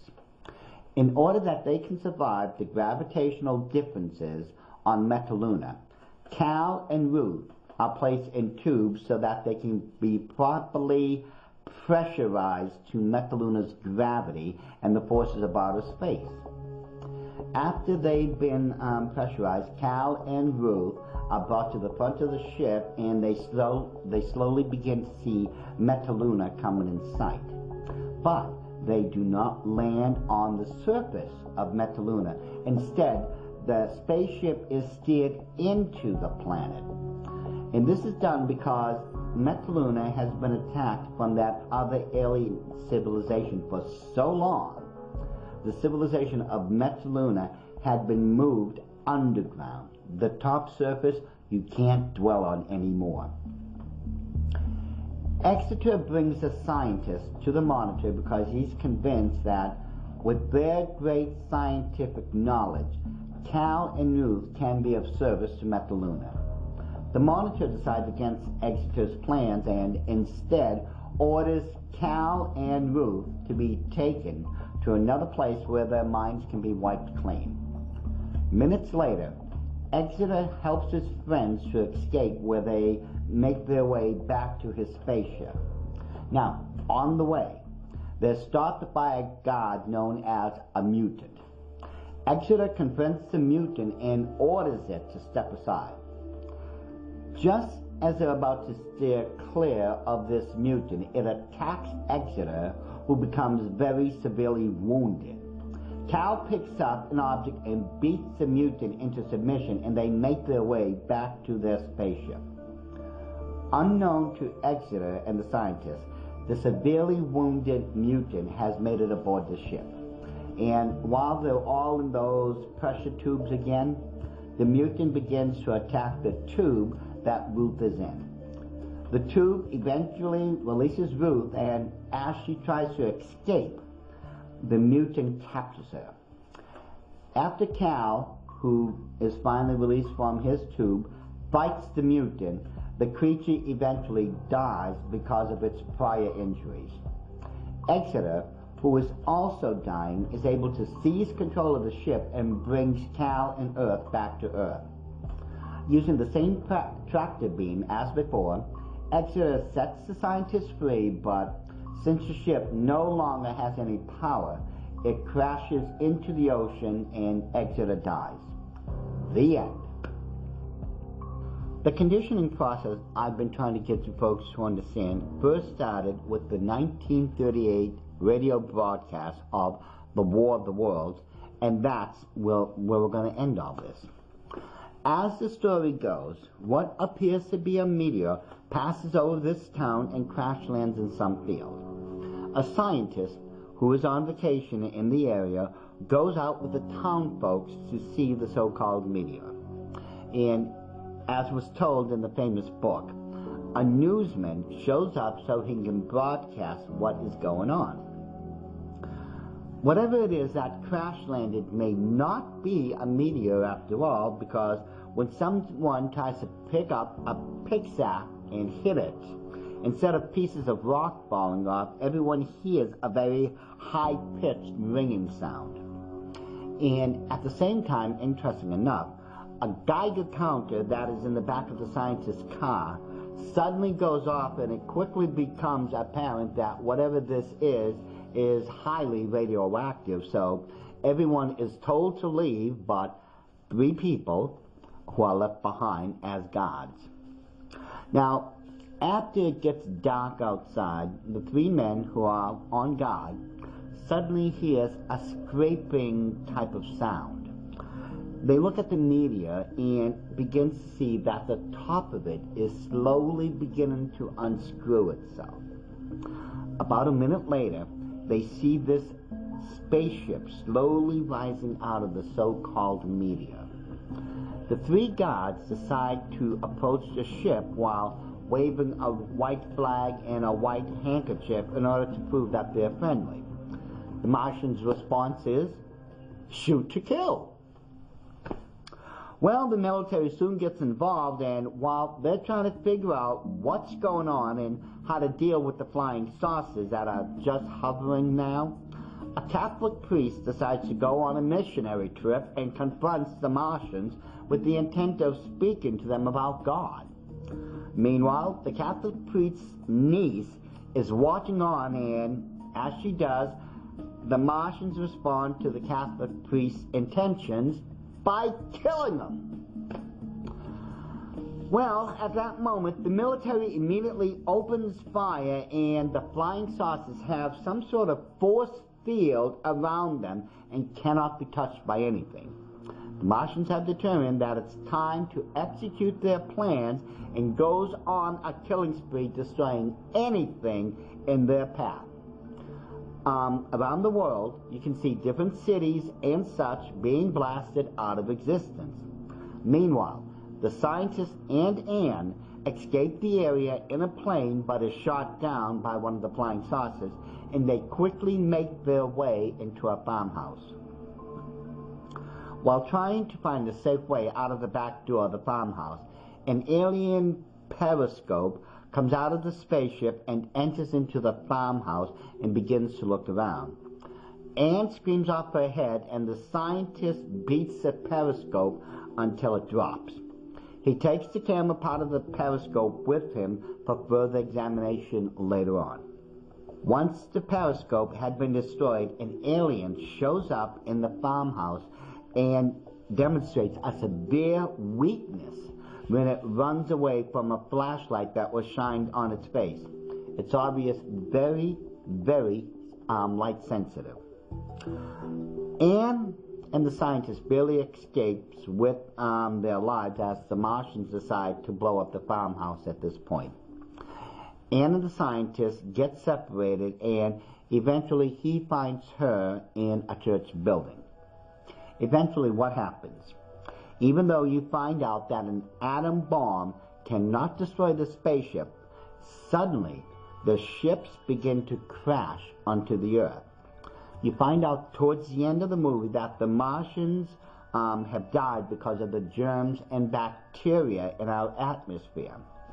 We have a natural immunity against such things. However, the Martians do not, and mankind is once again spared from an alien invasion.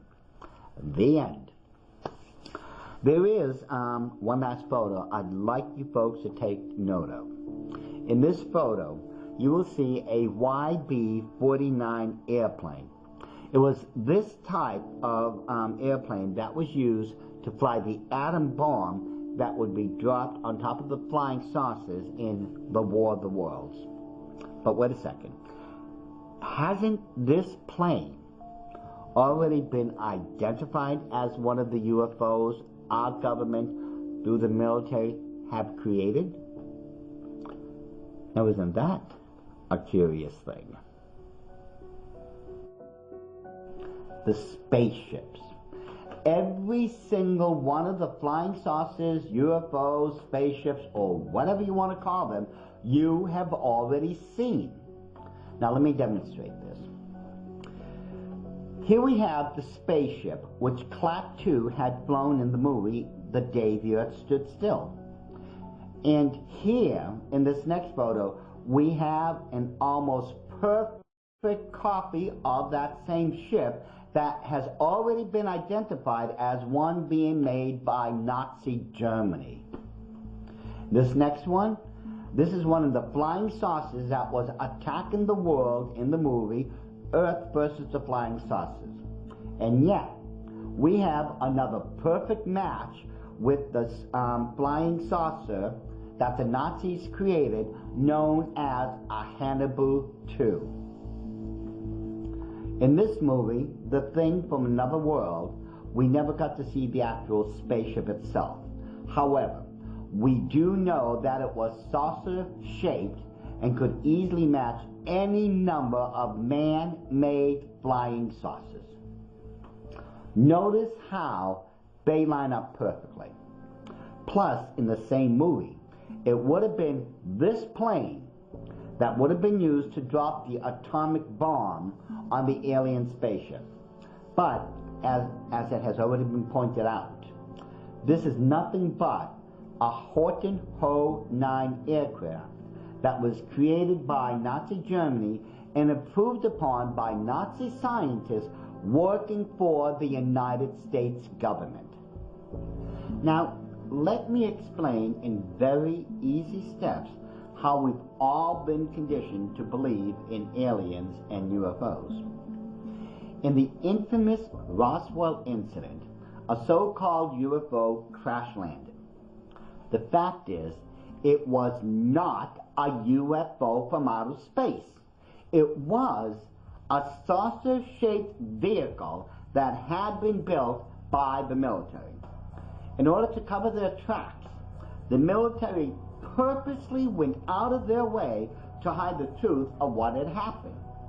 By trying to conceal the incident, the military knew people would suspect a conspiracy of silence, and it worked. People were now being conditioned through the movies that UFOs were the creations of aliens from outer space. By rediverting attention, no one would ever have suspected that UFOs were actually man-made vehicles. The 50s were known as the golden age of flying saucer movies. Why? Because we were constantly being bombarded with the threat of aliens from outer space. The psychological conditions that our government wanted to impose upon us worked flawlessly. In a declassified CIA memorandum, the following was revealed. It is concluded that the problems connected with unidentified flying objects appear to have implications for psychological warfare. I suggest that we discuss at an early board meeting the possible offensive and defensive utilization of these phenomena for psychological warfare purposes. This memorandum was directed to the director of the Psychological Strategy Board, and the subject that was typed out on it was the flying saucers and how they could be used as a psychological weapon. Our government was well aware of the damaging psychological effects of the 1938 radio broadcast of the War of the Worlds and just how damaging those effects had on the American populace. And that the thing that had caused such a panic was the invasion of aliens from outer space. It had a very profound psychological effect the first time around, so our own government decided to use it again to hide the fact that they were the ones that had created the flying saucers from Nazi designs and had used psychological methods to get all of us to believe that UFOs are flown by aliens from outer space, and that by using these psychological weapons against us, they could hide the fact that they have always been the ones creating and manufacturing flying saucers and not aliens from outer space. So the big question becomes, why? In the 60s, television became the new thing, and it was through this television show that the conditioning process would continue. Most importantly, in order to keep this conditioning process going, the same kind of UFO vehicles must be used. In other words, since you've been psychologically conditioned to believe that certain shapes represent UFOs, then these same ships must be used in television shows that deal with outer space or aliens. Let's go briefly through a number of television shows so you'll see what I'm talking about. Since you ladies and gentlemen have already seen me make comparisons between UFOs in the movies to those that were made by our government, I won't give you any more lengthy explanation. I will simply show you the television show and their vehicles, which you'll be able to immediately identify as flying saucers that we have already seen had been built by the military. To begin with, let's start with My Favorite Martian. Now, in 1963, My Favorite Martian was aired, and it was the first television show about a Martian that would be living here on the Earth. The Invaders was the first television show that I remember in which we were covertly being invaded by these aliens from another planet. Then there has to be the penultimate television show about alien and monsters, which was known as Lost in Space. And the Jupiter 2, the spaceship, was modeled after the classic flying saucer design. Interesting enough, when they tried to revive interest in the television series by making Lost in Space into a movie, the Jupiter 2 took on more of a triangular or pyramid design, which you already know of our own military had created for psychological warfare. Then there was The Land of the Giants. This was another one of those television shows I know the vast majority of people will remember. The spindrift spaceship was fashioned after the spade-shaped abrocar that our government had been perfecting. Now, if you've never heard of anything related to Star Trek in your entire life, then you are from another planet. And like the one in this photo, the vast majority of ships in this show were saucer designs. Now, the British invasion didn't just involve music. It also involved television shows. Now, the tripods was basically about the Earth had been taken over by these aliens referred to as the tripods, and their vehicles were very much like the vehicles driven by the Martians in that movie, The War of the Worlds. This picture you're looking at is known as a cap. In this series, everyone would be taken aboard one of the tripods, one of those space vehicles, have their heads shaved, and have this gold cap grafted onto their bare heads. Once they did this, the person would literally lose all sense of individuality and walk about in a passive state. What is remarkably interesting is that this gold cap is shaped exactly like the Illuminati capstone, and if you look carefully in the center of this design, in this next photo, you should be able to see an eye that looks very much like the eye of Horus, or what is also known in the Illuminati as the eye and the capstone, which is the oldest symbol for the order of the Illuminati. And trust me, folks, none of this is an accident or coincidental. In 1983, a mini-series took the United States by storm. It was called and it was a mini-series about an alien race that were actual lizards who were going to covertly bleed the earth dry of all its waters. And their spaceships, which were 5 miles across, is your typical flying saucer designed spaceship. The miniseries, had become such a cult classic that a TV series after the same name was created. And in this next photo, you can see that the spaceship basically still is a flying saucer design, but it became modified. Though this is not unexpected, since our military has modified many of the Nazi-created flying saucers in the past for covert reasons and for the use of psychological warfare on all of us. Another import from Great Britain was called UFO. In a joint effort, Great Britain and America would be defending Earth from flying saucers that was trying to invade us. Once again, Illuminati symbolism could be seen in this show.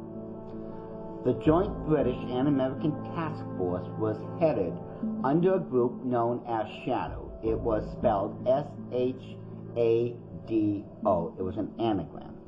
Now, this unseen group, Shadow, was running the operations behind the scenes without anyone's knowledge and operating underneath a movie studio. And the shadow government of the Illuminati are still running everything behind the scenes, just like the one in this TV series. The symbol of shadow appears to be surrounded by a circle. However, upon closer examination, you will see that this is the letter G. This is the same cryptic letter that is used in the Order of Freemasonry. And especially in this case, since this is another reference to the Illuminati, the G stands for God, but we all know that the God that they're talking about is a false god known as Lucifer. The 50s were known as the golden age for UFO movies and so-called alien invasions from outer space. Once television became the thing to watch, from the 60s to present day, the constant bombardment of aliens, UFOs, invasions from outer space, and so on continued. The governments of this world, because of the psychological and conditioning programs they have in place, do not want us to believe that they're the ones who's creating flying saucers. Instead, by continuing to bombard us with a never-ending stream of outer space programs, they do want us to believe in aliens and that flying saucers come from advanced civilizations way off in outer space. Once again, though, ladies and gentlemen, we come to that all-important question. Why?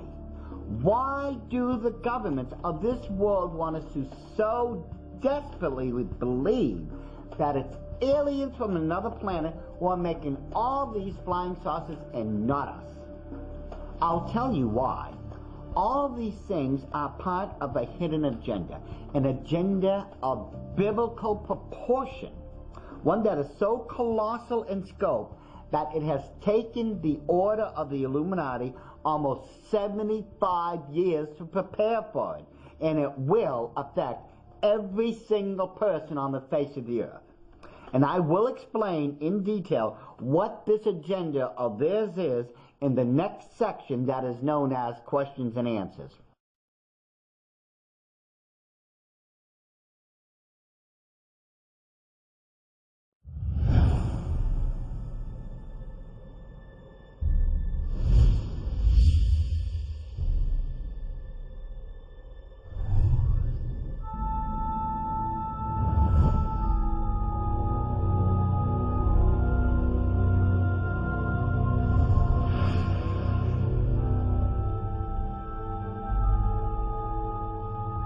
Now, Doc, in your expertise, are these real nuts and bolts crafts? Are they out of this world or in this world?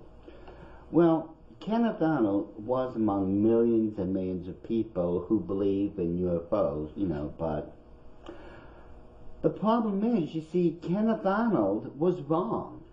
He was flat out wrong. It was and it wasn't a case of mistaken identity. Let's examine the evidence once more. Kenneth Arnold stated that when he saw those 9 objects, he was 20 to 25 miles away.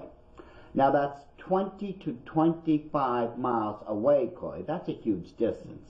So that raises a serious flag right there.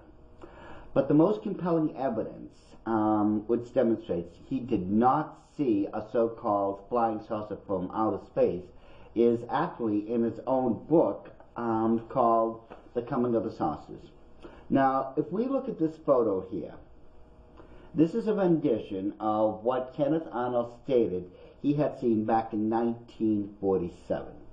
And yet, at the same time, Nazi Germany had already perfected the Horton Hoe.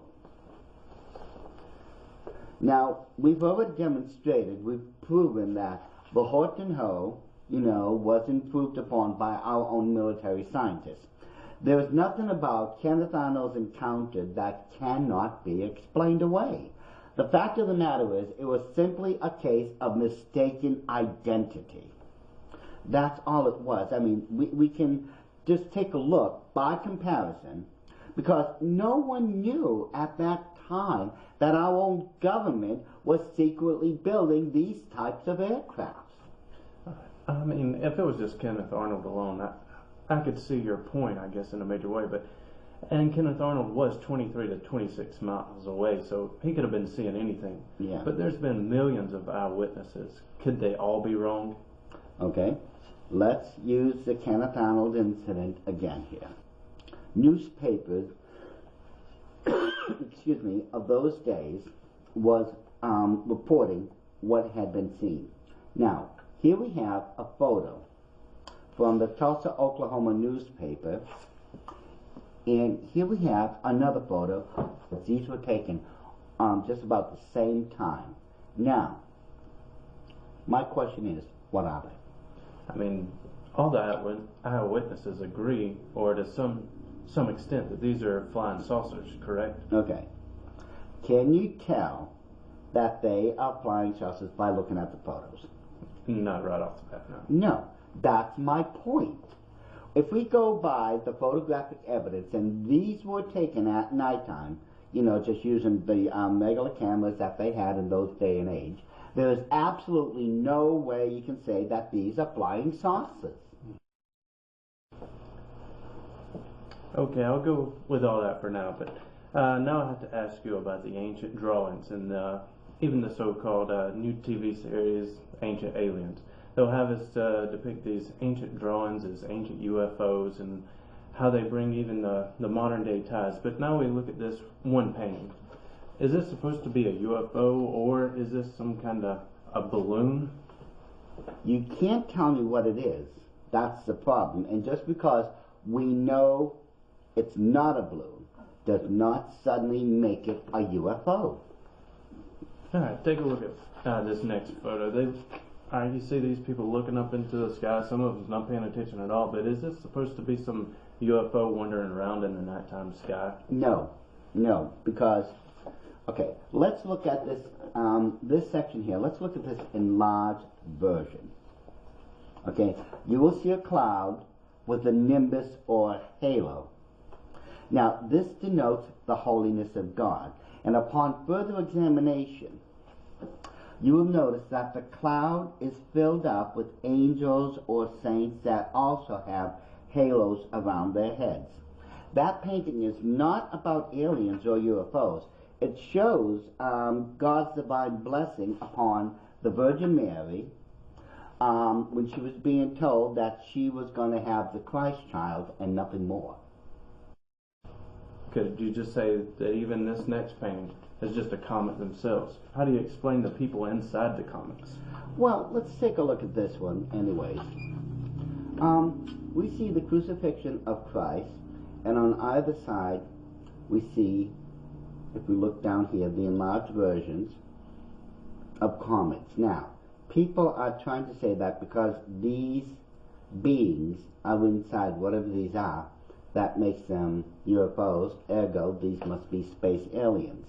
Well, it's not how it works. You see, in classical and Renaissance paintings during those periods, beings like angels and saints were always depicted in these type of mystical ways. Some had halos, some did not have halos, some had wings, some did not have wings. So it's really left to interpretation because, quite honestly, let's be honest, at this period of time, I mean, this is how they were painting, but right now, we don't know exactly what was in the artist's mind, so it's really left up to interpretation. Right, and I guess the most damaging part of these kind of photos is non-Christians love to use these and be like, well, to disparage the gospel, so to speak, and tear it down and be like, turn it into just another Gnostic belief system. Yes. But let's move on.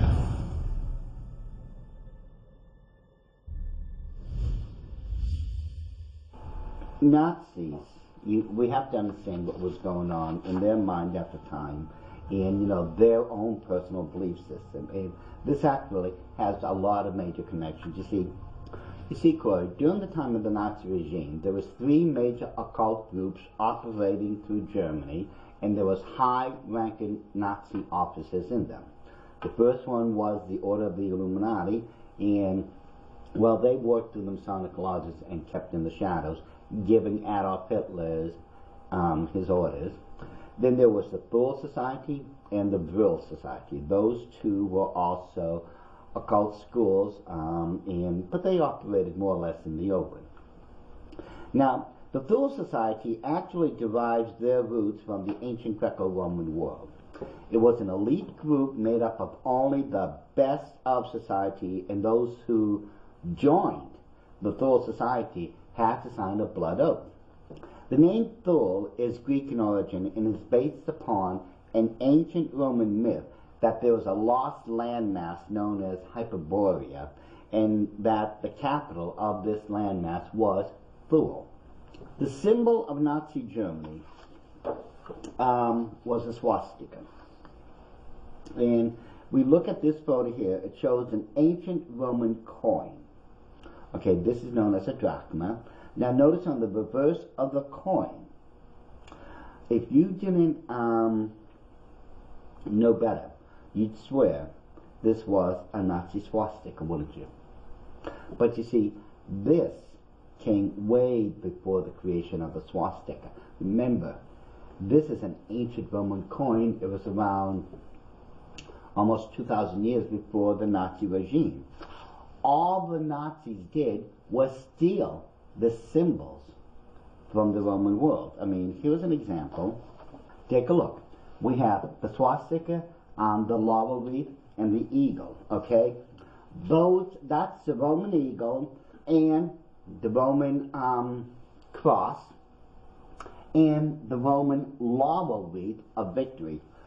All that happened here is that the Nazis took these designs, blended them into symbols that would fit their belief systems, and that's it. In other words, they stole the symbol from history, from the Roman world, and put it into theirs.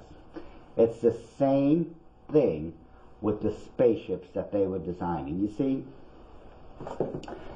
members of the Brill Society especially believe that they were in contact with an Aryan race somewhere out in the area of Alpha Centauri in the Aldebaran system.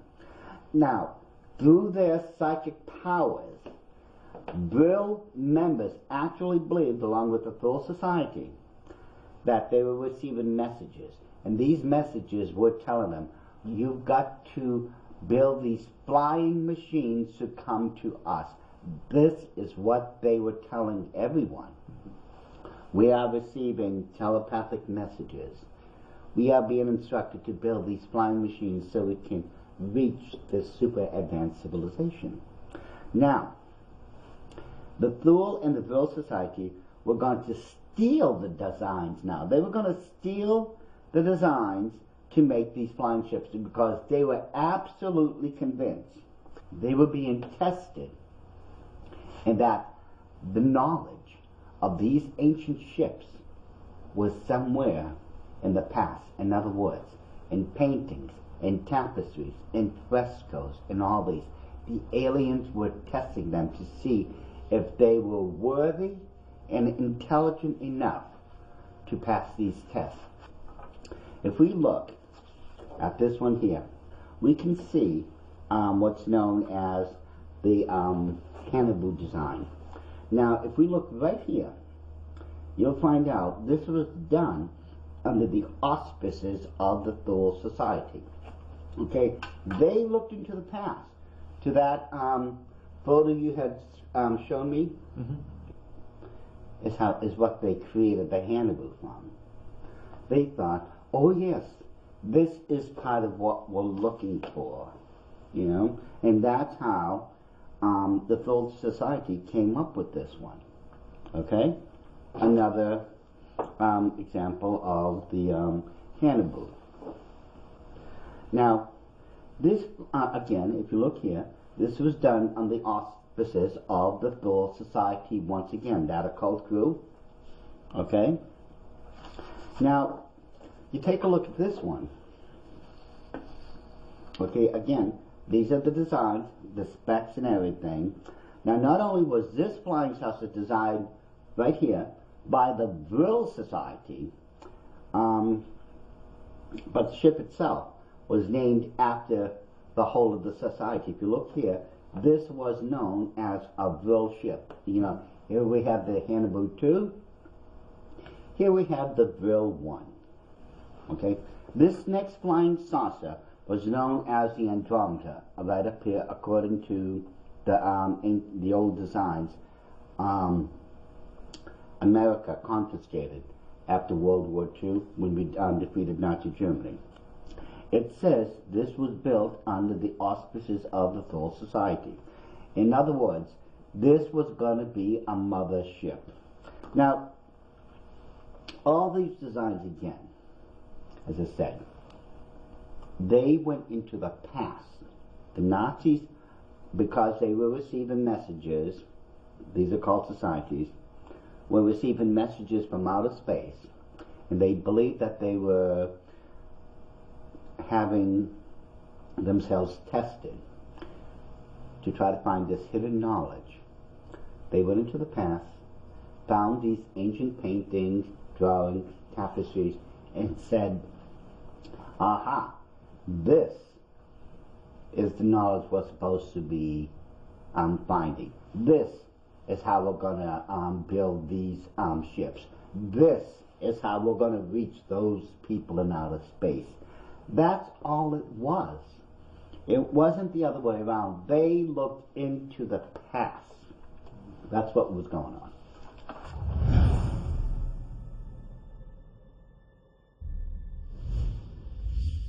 Now, if you take a look at this one, I mean, does this not obviously scream like these were aliens here on Earth?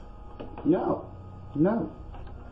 You see, this was shown, quite a number of years ago. I remember that people were looking into the past and saying, aha, look, it's 2.5 feet tall, it's gray, it's an alien. No! What this is one of the children of King Tutankhamun that died. He was just a baby, and he was given a royal burial. If you look at this photo, this was the little child's sarcophagus. He had the royal headdress, the gold mask put on and everything. But that's all this is. It's nothing else but a little child, a royal child, that had died shortly after birth. It's not an alien. The autopsy would prove it. Okay. I want to show you one more photo or two next to each other. And most people, if you do a little Google search, they'll claim skulls like this are just a fallen race of the Nephilim. But if you look at Queen Nefertiti right here, both busts are exactly the same. So, could it be that this is nothing more than a human skull? Okay. First of all, Queen Nefertiti here was noted to have somewhat of an elonged head. Mm-hmm. Now, if it's exactly like this, it would be hard-pressed. But, you see, there are various nations with cultural beliefs that will purposely do this. They will put planks or boards to the sides of their small child's head so that these heads grow long. Now, let's look at ancient China for a second. Weren't they binding the feet of their little girls so that they wouldn't grow because it was considered something culturally beautiful, you know? And then what about some of those tribes in Africa where the ladies put rings on their necks and stretch them and stretch them and stretch them, you know? This is simply another one of those cultural things, you know. They believe that by stretching their head, it's, you know, supposed to either maybe give them great wisdom, or maybe perhaps it's supposed to just make them beautiful. The point is, we see these type of physical, and these are purposeful physical malformations done throughout the entire world for various cultural reasons. This does not prove, by any stretch of the imagination, aliens, because simply put, this can easily be tested with DNA. Right. There is more than enough material right there that anyone could take a DNA sample and show one way or the other if that is human or not. And as far as I know, it's never been proven to be anything else but a human skull. I want to go ahead and move to the Nazca lines. I mean, some of this stuff is phenomenal, and even the explanation that some people have. I mean, if you look at these lines here, it's over 321 feet long. They're longer than what the pyramids are tall. So some people say right off the bat that these have to be explained with extraterrestrial knowledge. I mean, how can someone make some of these things just on the ground and with, you know, in plain sight? There's no way it could be done. What is your explanation on some of these Nazca lines? Well, first of all, these are incredible geoglyphs, each and every single one of them. You know, you can't help but marvel at the way these were done, but those people who think that all this was done, you know, through aliens, and that the only way it could be done was you'd have to be in a UFO flying who knows how many hundreds and thousands of feet so it could be drawn, you know, properly, who believe that are absolutely wrong. I mean, totally 100% wrong. Well, first off, why are all these people wrong? And you're right. I mean, just look at how accurate some of these things are. Well, they're beautiful. I can't argue it. You know, when we look at some of these, they're incredible. But you don't need an alien or some type of flying saucers to accommodate these geoglyphs on the ground. Now, this photo was taken in England, and this is what's known as the Westbury White Horse. This was done, take a look, by human hands. This next photo is the Long Man. Okay? This one is in Wilmington, England, hence the Long Man of Wilmington. You see, every single one of these geoglyphs you'll find in England, we know when they were done, why they were commemorated, we know exactly how tall they were done, we know absolutely everything about them. So you can't try to tell me geoglyphs cannot be done by human hands. The proof is right here.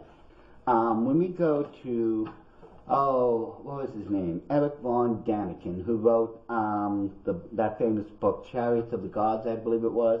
He was claiming that those long lines were alien runways. That's ridiculous. I mean, that's the silliest thing I've ever heard. If these aliens have advanced technology, they go up and down, right? I mean, why would they need a mile-long runway? That doesn't make sense. Archaeologists have also found out that at these, like the geoglyph that looks like a spider, or like the parrot, or any of those other forms, they have found little altars. And these altars actually contained offerings to their gods. And that the runways and all this, it's an interesting theory right now, and they have been proving it, that these symbols and other things are actually showing where underground water streams are. You see, we have to remember, the Nazca Desert is one of the driest places on the earth. Okay, it has an average temperature of 77 degrees. There's no wind blowing hardly ever, and there's just no water around unless you look underground. And this is what archaeologists have been looking and studying now for more than 25 years. And they have been finding out that these lines and symbols actually are pointing them towards the water. So in other words, these are just simple landmarks. That's it. I think there's one topic people's been on the edge of their seats about for a while now. Go ahead and take us into the topic of the 8th type of flying saucer. Yes. I did promise that. We have seen a lot of different UFOs, you know. We have proven, as far as I can tell, that we've taken these old Nazi designs and created our own UFOs. We've improved upon them. We've come up with advancements as a result. But the problem is, people think that, because there are all these different designs, ships, that there must be many different races trying to visit us. And as I said before, there are 8 major kinds of so-called UFOs. Now, we've already gone over 7 of them. Now, we are going to start with the 8th one, and I think the 8th one is going to answer the questions once and for all. Now, let's start with this one, Corey. According to the witnesses, said that this was the trail of an alien ship. Well, that's not enough for my liking. Okay, that could be anything. So, accordingly, here we have another one that, according to eyewitness reports, says, it was an alien ship that flew overhead. Yeah, but to me, that also looks like it could be solid rocket fuel from an airplane. It's when we start looking at maybe something like this that something is slowly becoming clear. This so-called UFO vehicle, if you look very carefully here, there is a solid rocket trail. Now, how can that be? If that's a super advanced technological flying machine from some super advanced civilization way off in outer space. I mean, but these are all classified as UFOs. I mean, take a look at this next one. Can you see that one in the trail? Right here, the classic flying saucer shape is obvious, and here is the chemical trail. And if that one doesn't do it for you, this one is the final blow. We see, again, the classic flying saucer shape, and look at the solid rocket fuel trail all the way behind it. This proves, I'm sorry folks, whether they like it or not, these UFOs, they're not from outer space, they're made from inner space. There's no way this could have come from outer space, simply because look at the mass of the ship. It could not possibly carry all the fuel necessary to fly just 1 light year over here to planet Earth. The size defies that. There's no way possible something like this, or all these other so-called UFOs, can be from outer space. It doesn't work. But people who have never seen them before, especially in the evening or when it's pitch black out, can easily mistake them for UFOs. And again, as I said, let's just examine the evidence. The evidence clearly points that the UFOs definitely had been leaving chemical trails at one point. Now, therefore, there's no way these ships could have flown all these hundreds and millions and light years away and reached Earth. It just does not work.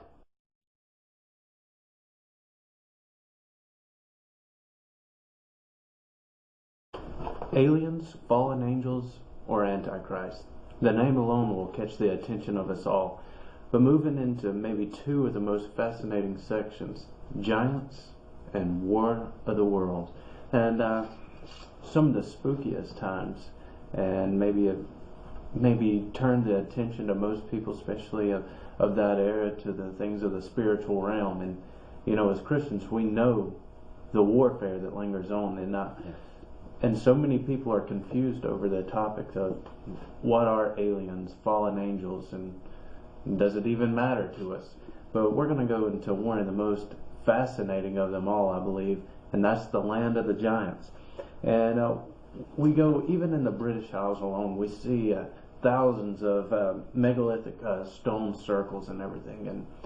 And let's be honest, engineers don't have a clue how they got there. They'll come up with some crazy tales, but that's just about it. And just putting it simple. But what's your take on this and the role of the UFOs and the stone circles? Well, it certainly wasn't alien beings that did all this, that's for sure. And again, once I'm done with the explanations, I think we're going to see a lot of common sense, you know, because this really is common sense, but for some reason I get the nagging feeling that some people are going to say it's aliens no matter what, you know. But as far as what you were saying with the stone circles and all these ancient civilizations, you know, it really was a puzzle for a lot of our modern day engineers, archaeologists and everything. Who could have built it? How could they have built it? I mean, to this very day, they're trying to figure how did those people move these massive blocks and boulders that were tons and tons and tons. And believe it or not, the answer is simple, and it's in the Bible. Giants. Giants, Doc. Oh, I got it. I think I even know the name of one. I was going in the grocery store the other day, and I seen one of these giants. I think it's called the Jolly Green Giant. Now, Jack and the Beanstalk. Yeah. Is that what you're talking about? Well, yeah, we're talking about giants, but not them in particular. When we look at this map of the ancient land of Canaan, you can see Canaan was a vast area, okay? And God had sent the children of Israel into this land after the 40-year trek in the wilderness to conquer it, okay? We also know from the Bible and archaeological accounts that there were basically 4 races of giants. They were named in the Bible. They were the Anakims, the Emims, the Horims, and the Zuzims, or who were also called the Zamzumims. Now, within this area of Canaan are other ancient cities and sites, and many of them have ruins on the surface that just defy all types of explanations, just like you were saying. How did they build it? The engineers don't know how, or at least according to their modern day understanding of biblical accounts, you know. Now, if you look where the red dot is right here, that's where an ancient area or city known as Göbekli Tepe is located. And as you can see, it's well within, you know, that region of Canaan. Now, within Göbekli Tepe, there are these ancient ruins, okay? And these ruins, if the dating is correct, goes back to 9,000 BC. Now, here is where we run into an immediate problem. Conventional dating that we've done as far as the actual beginning of man, according to what God's own word tells us, everything began at 4004 BC. Yet, Göbekli Tepe, if we go by the carbon 14 or carbon 15 dated, goes all the way back to 9,000 BC. In other words, more than 11,000 years ago from our present date. Now, what is believed to have been a place of worship, Göbekli Tepe has many different T-shaped pillars like this one. Okay? And there was support roofs along with the T-shaped columns. Now, these columns were approximately, I believe they were 19 feet tall, and the support columns, some of them could be as tall as 23 feet tall. And some of these pillars and columns weighed anywhere from 10 to 50 tons. Now, it's believed we can't duplicate these engineering feats. Now, here we have a stone circle at Göbekli Tepe. And you can see here the support pillars, or the support columns, and the regular ones that ran around these circles.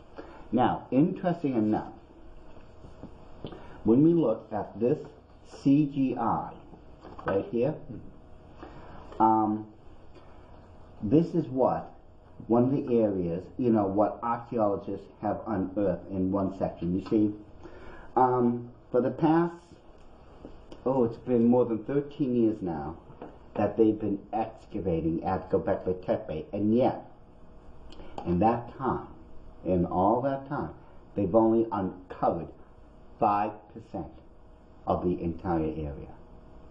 And so, there's a lot of questions and answers that we're waiting for. And one of the most interesting thing about it is that no tools have been found yet. Now, that doesn't mean that they weren't, that there couldn't have been tools.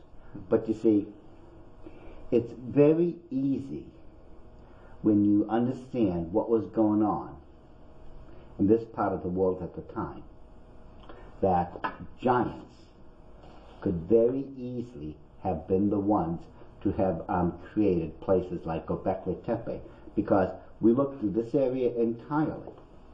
We find out from the Bible that this entire area not only was inhabited by giants, but if the numbers are correct, they could have ranged anywhere up to 1 million, if not more than 1 million giants. It just depends on the numbers themselves, really. But so you're telling us that the giants were responsible for the buildings of Göbekli Tepe? Well, and it makes perfect sense. You see, the mystery is no one knows how they were built. I mean, if we go back to this photo here, interesting enough, on this particular pillar, all the pillars have what look like these long arms, as if they were the ones lifting the pillars. Now, let's look at what we've already seen throughout the DVD series. We know by the archaeological evidence, we've got the physical evidence, that some of the giants ranged anywhere from 9.5 to 36 feet in height.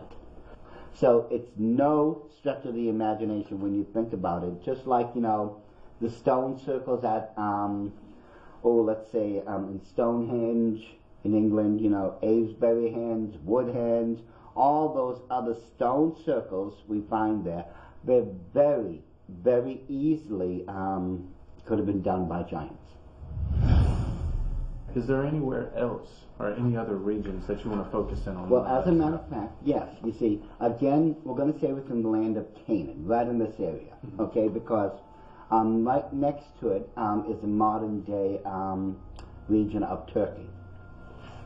And if we look at this next map, again, now this is where Göbekli Tepe is located. And 50 kilometers just north of it is another ancient city, the ruins known as Navali Kore. And here we have, and let me just show this one. Look at this entry gate. Now, to give everyone a good perspective of just how big this thing is, down here we have a couple of people that are quite a number of feet away from the gate itself. If we, to push them in just a little further, you could estimate easily this gate, this entry gate, is anywhere from 60 to 70 feet tall. Now, look at this huge building in the background. Again, this thing has been dated all the way back to around the same period, more or less, to Göbekli Tepe. So, why would anyone need this type of opening in a gate unless you were a giant? Just so you can get an idea of that giant building again, who would need something like that, or who could even build it, unless possibly giants were involved in the construction of it? We see the same type of T-shaped pillar formations that we found at Göbekli Tepe. And if we go by this one here, we have the ruins of an ancient courtyard. Okay? Now, interesting enough, again, as I said before, if we look at the structures very carefully, we compare the T-shaped pillars here of Göbekli Tepe to these here at Navali Kore, they line up. They are lining up. And the connection, both were well within the area of Canaan, where the giants, we know, through the Bible and through archaeology now, had resided. Now, when we start comparing these structures to other structures of the world, something begins to line up. We take a look at this ancient megalithic formation. This is where it gets interesting. Here is Göbekli Tepe, one of the stone circles that they have unearthed so far. Okay? Does this stone circle look at all familiar to this one? Yeah? Are you hinting at the possibility that even giants are not really strictly in tune with the places of the Bible? Well, giants, there are records of giants, I mean real giants, not, someone who's 7 feet tall. I'm talking about genuine giants, according to what the Bible describes as, throughout the world. I mean, when we, just, as it says, let's look at this structure here. You can tell. It's, someone is on the same line here. Okay? One of the mysteries about Stonehenge, again, how was it built? Engineers can't figure this out. Because, among other things, the material is made out of a rare blue granite stone that you can't find in that area at all. You have to go hundreds of miles away to find it. So, how did they get them here to begin with? Then how did they hoist the top part up there? Think about this for a second. You're a giant.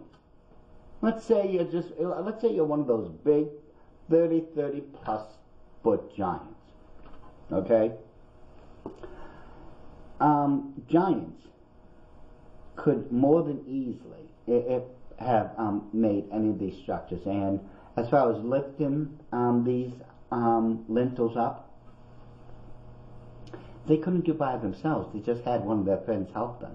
The common sense here, and I mean it really is common sense, when we look at the biblical records and the archaeological records, and especially where all of this had happened, it really was the giants that did it.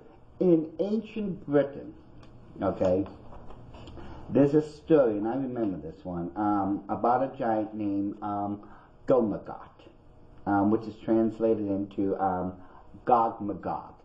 This particular giant, and this was one of the smaller ones, was over 13 feet in height, and he was so strong that accordingly he could wrap his arms around a tree and with one pull uproot the whole tree out of the ground. As amazing as these stories sound, it sure makes a lot more sense than strapping a few ropes to some camels and they're the ones moving these ginormous rocks. Yeah. I mean, but some of this stuff is just really hard to really comprehend because, the mainstream has led us so far away from the truth of the matter. Well, let's face it, we're not going to get any of this information out of the mainstream media, but the truth of the matter is the archaeological evidence is overwhelming. There is hardcore physical evidence for giants. Remember, here we have one of the giants. Here's his head, his body, his feet are tucked in, as if he's in a fetal position.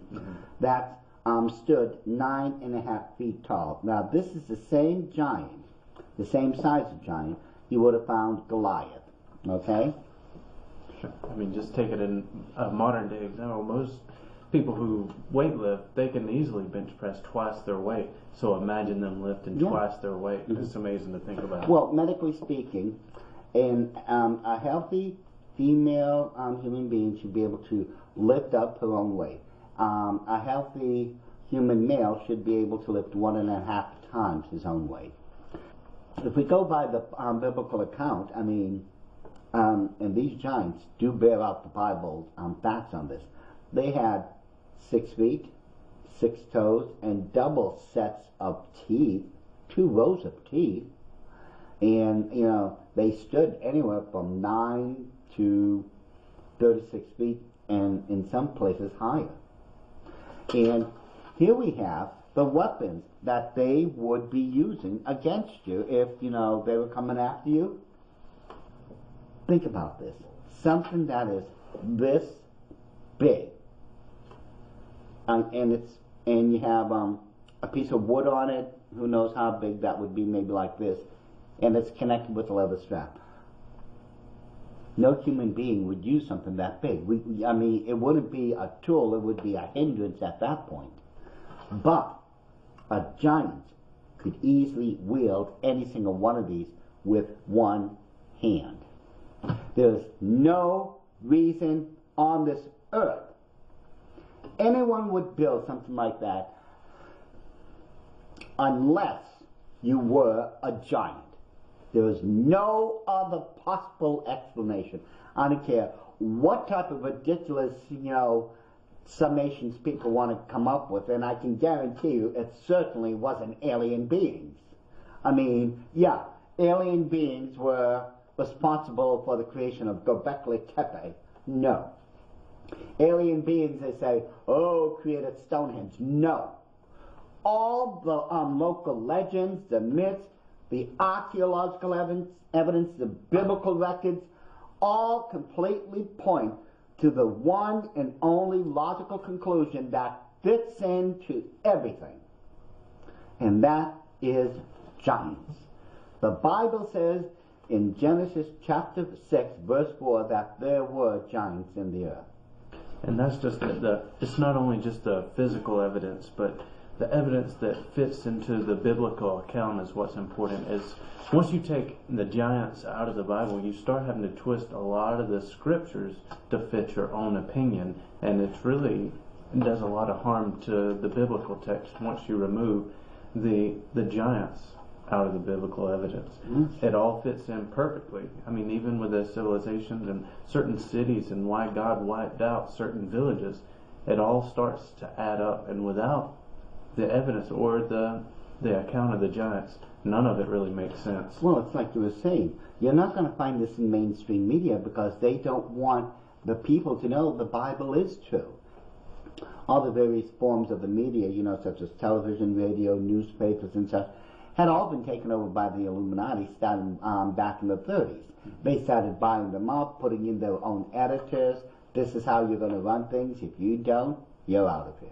And it's just like we was discussing yesterday, why they changed the giant or the fallen angel view to the Satanic, because they didn't want people to feel uncomfortable. But just because, the message is hard to grasp doesn't mean that we need to change it. I mean, go to salvation. That is going to bring a lot of people to an uncomfortable situation. Do we need to change that message? And the simple answer is no. We need to give them the truth. Exactly.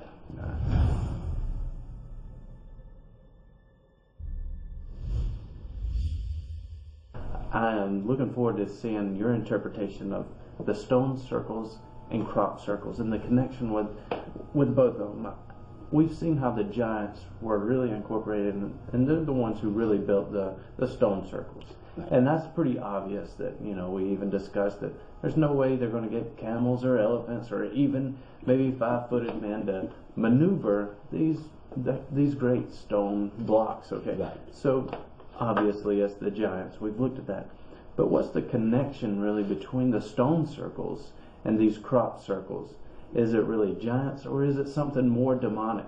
And I guess what I really want to know is, when we see these stone circles, and even when we go back to the Celts and some of the occult rituals that they had going on, now we find these crop circles really all around these stone circles. So is there really, I guess, deeper involved an occult connection here?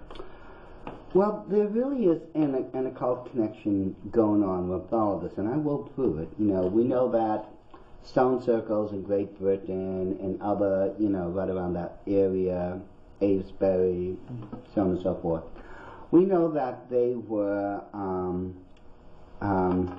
controlled, and there was worship going on within these stone circles by the Druid priests of the Celtic nations, okay? And we know, of course, that they worship these false gods and other things like that, and that they all used these occult symbols and such during their rituals and such. And this is where we find a definite connection, especially when you have the circle. This is known as a pentagram. Now, you need a pentagram if you're going to communicate directly with a demon. Now, mind you, folks, these are all cropped circles I'm about to show you, all of them. And you will find, as it says, this is a perfect 5-pointed sign. You need this to communicate with demons. Now, this is what's known as the hexagram. This symbol will be used in the Illuminati to this very day when you're performing the rites of human sacrifice. Now, we know that within the Druids' belief system, they practice human sacrifice. That's a fact. We can't get away with that one. And this one is known as the goddess, okay? And she's known as the goddess because, if you notice, we have the female here, one with the crescent moon, reaching up towards a star. And if you remember, in this series, we've already demonstrated that this was the Venus star, okay? And this one is the capstone, or I should say the pyramid, with the eye and the capstone. This is the oldest symbol in existence for the order of the Illuminati. So something definitely is going on here, especially when you think about the fact that more than 10,000 crop circles have now been reported, and that 90 to 95% of them is found in the area of Wiltshire, England. Now, you have to ask yourself, why that area? What is there about Wiltshire, that region of England, that so many crop circles would be made at? Why? You know? And the reason is because, quite literally, now remember, throughout that entire area, it's estimated that there was approximately 1,000 stone circles. And it was at these stone circles that the Druids would be literally spilling who knows how many tens of thousands of gallons of blood on the ground because they believed in human sacrifice. Okay, this would be the perfect region for demonic activity. Now, I don't want to be jumping ahead or anything, but mentioning the Druids and even human sacrifice, we see a demonic connection as well here. But which way is the message going with the crop circles? Is this man really reaching out and making a really, I guess, ritual grounds, or is this a demonic message back to man? Well, actually, we know that these crop formations could not have been done by human hands. Not in the time it would take to create them if you're going to try to get away with them. We already went, and spoke about Doug and Dave Barrow throughout the series, how they claimed they were the ones who created all these crop circles. It was afterwards found out that there was no way they could have been, because first of all, other crop circles had been spotted throughout the world, and we know they weren't there. Second of all, we found out that they were under the employment of the Ministry of Defense in England to say they were the ones, so no one would show any more interest in them. This way, the Ministry of Defense would be the only ones to investigate this, but that blew up in their face. What is going on here is there, because of the occult nature of those stone circles, where they're located, because of the human, because remember, the Druids were summoning up these demons now for almost 3,000 years. We have a 3,000-year history of these stone circles being there, where the blood had been spilled, demonic forces were being summoned. Now, if you want to look at it from, let's say, a more secular perspective, now they're getting into the next step of their plan. See, remember, back in 1938, there was a mind-controlled experiment to judge how a society would react to an alien invasion, starting with the War of the Worlds broadcast, and obviously was panic. Now, in the next part, as I just stated, let's up it a little. Let's start saying that aliens are trying to contact us through these crop circles. We know it's demons, but let's just go with that for now.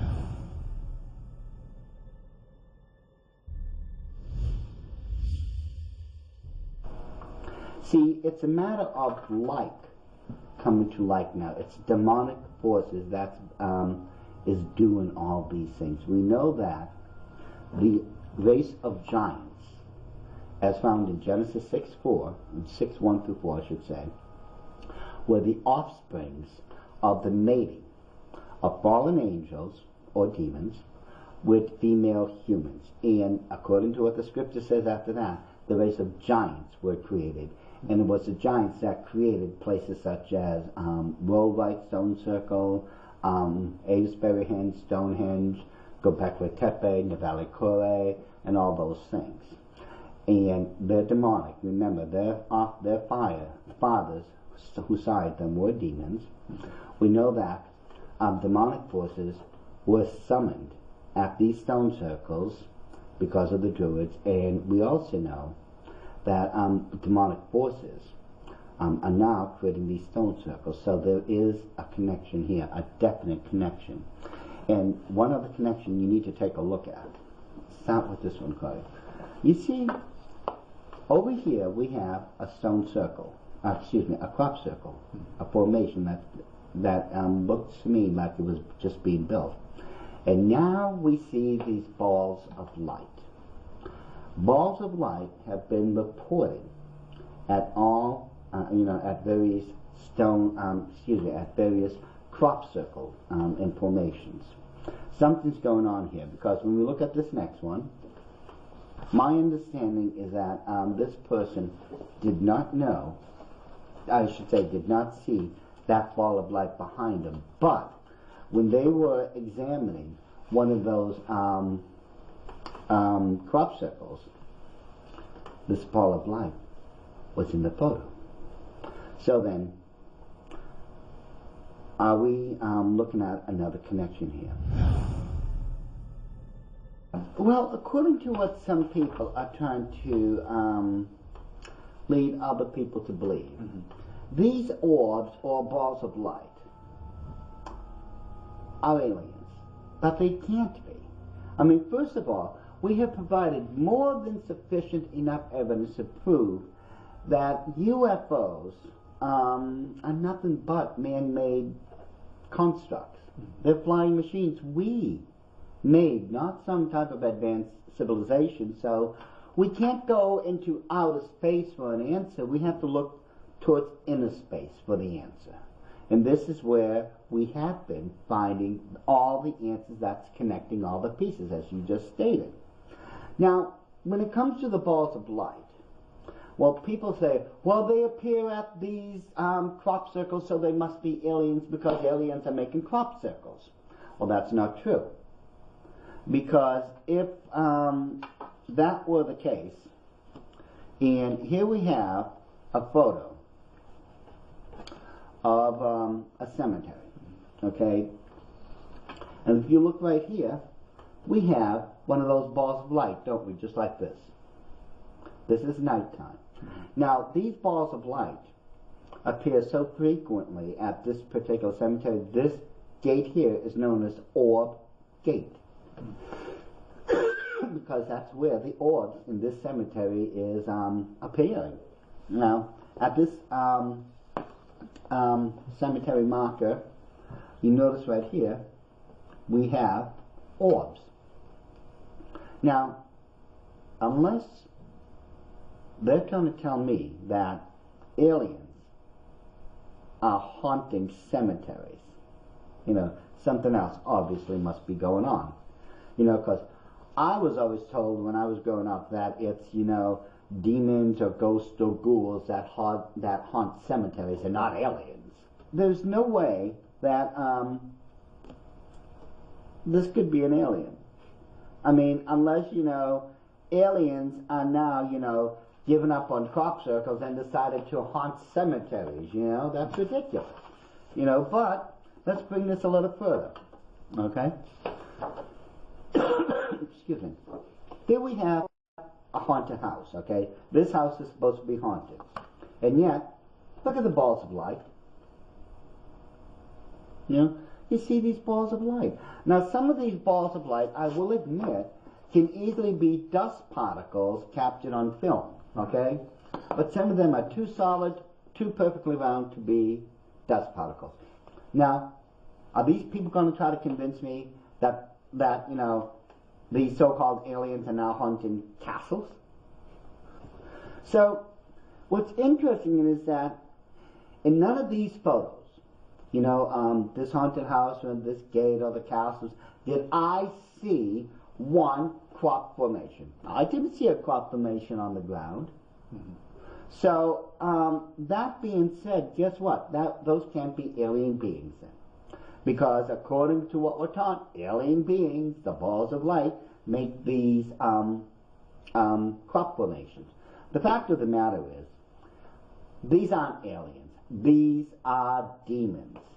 Just as I said before, demonic forces are being unleashed at not just the stone circles, but haunted castles, supposedly haunted houses, and other places, because of demonic forces. None of these so-called aliens are responsible for any of this stuff. They don't exist.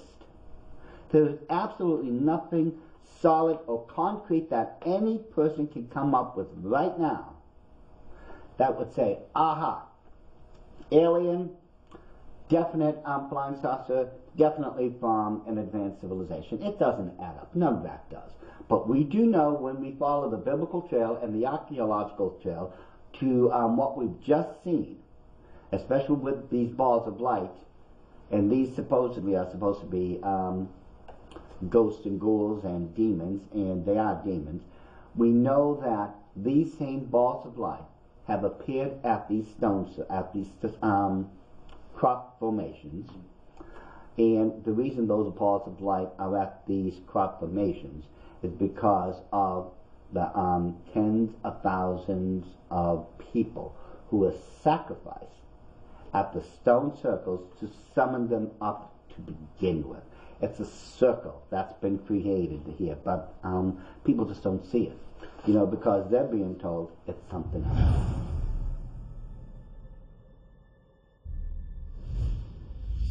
Now, what was going on here was that there was some very serious DNA manipulation going on. You see, we're talking about, we have a superior race known as the fallen angels, mated with a lower race known as female humans, and they created a hybrid race known as giants. Now, medically speaking, we know that the human body is built because of the double helix code, okay? In other words, these strands, there are two strands, and they have all the information on them that would be needed to basically build a human being. We see the two strands here, okay? This is why we call it a double helix, okay? And in between, we have base pairs to where we have the building blocks for the human body itself. Like we have adenine, thymine, guanine, cytosine, so on and so forth, and this here is where the sugar phosphate backbone of the DNA would be.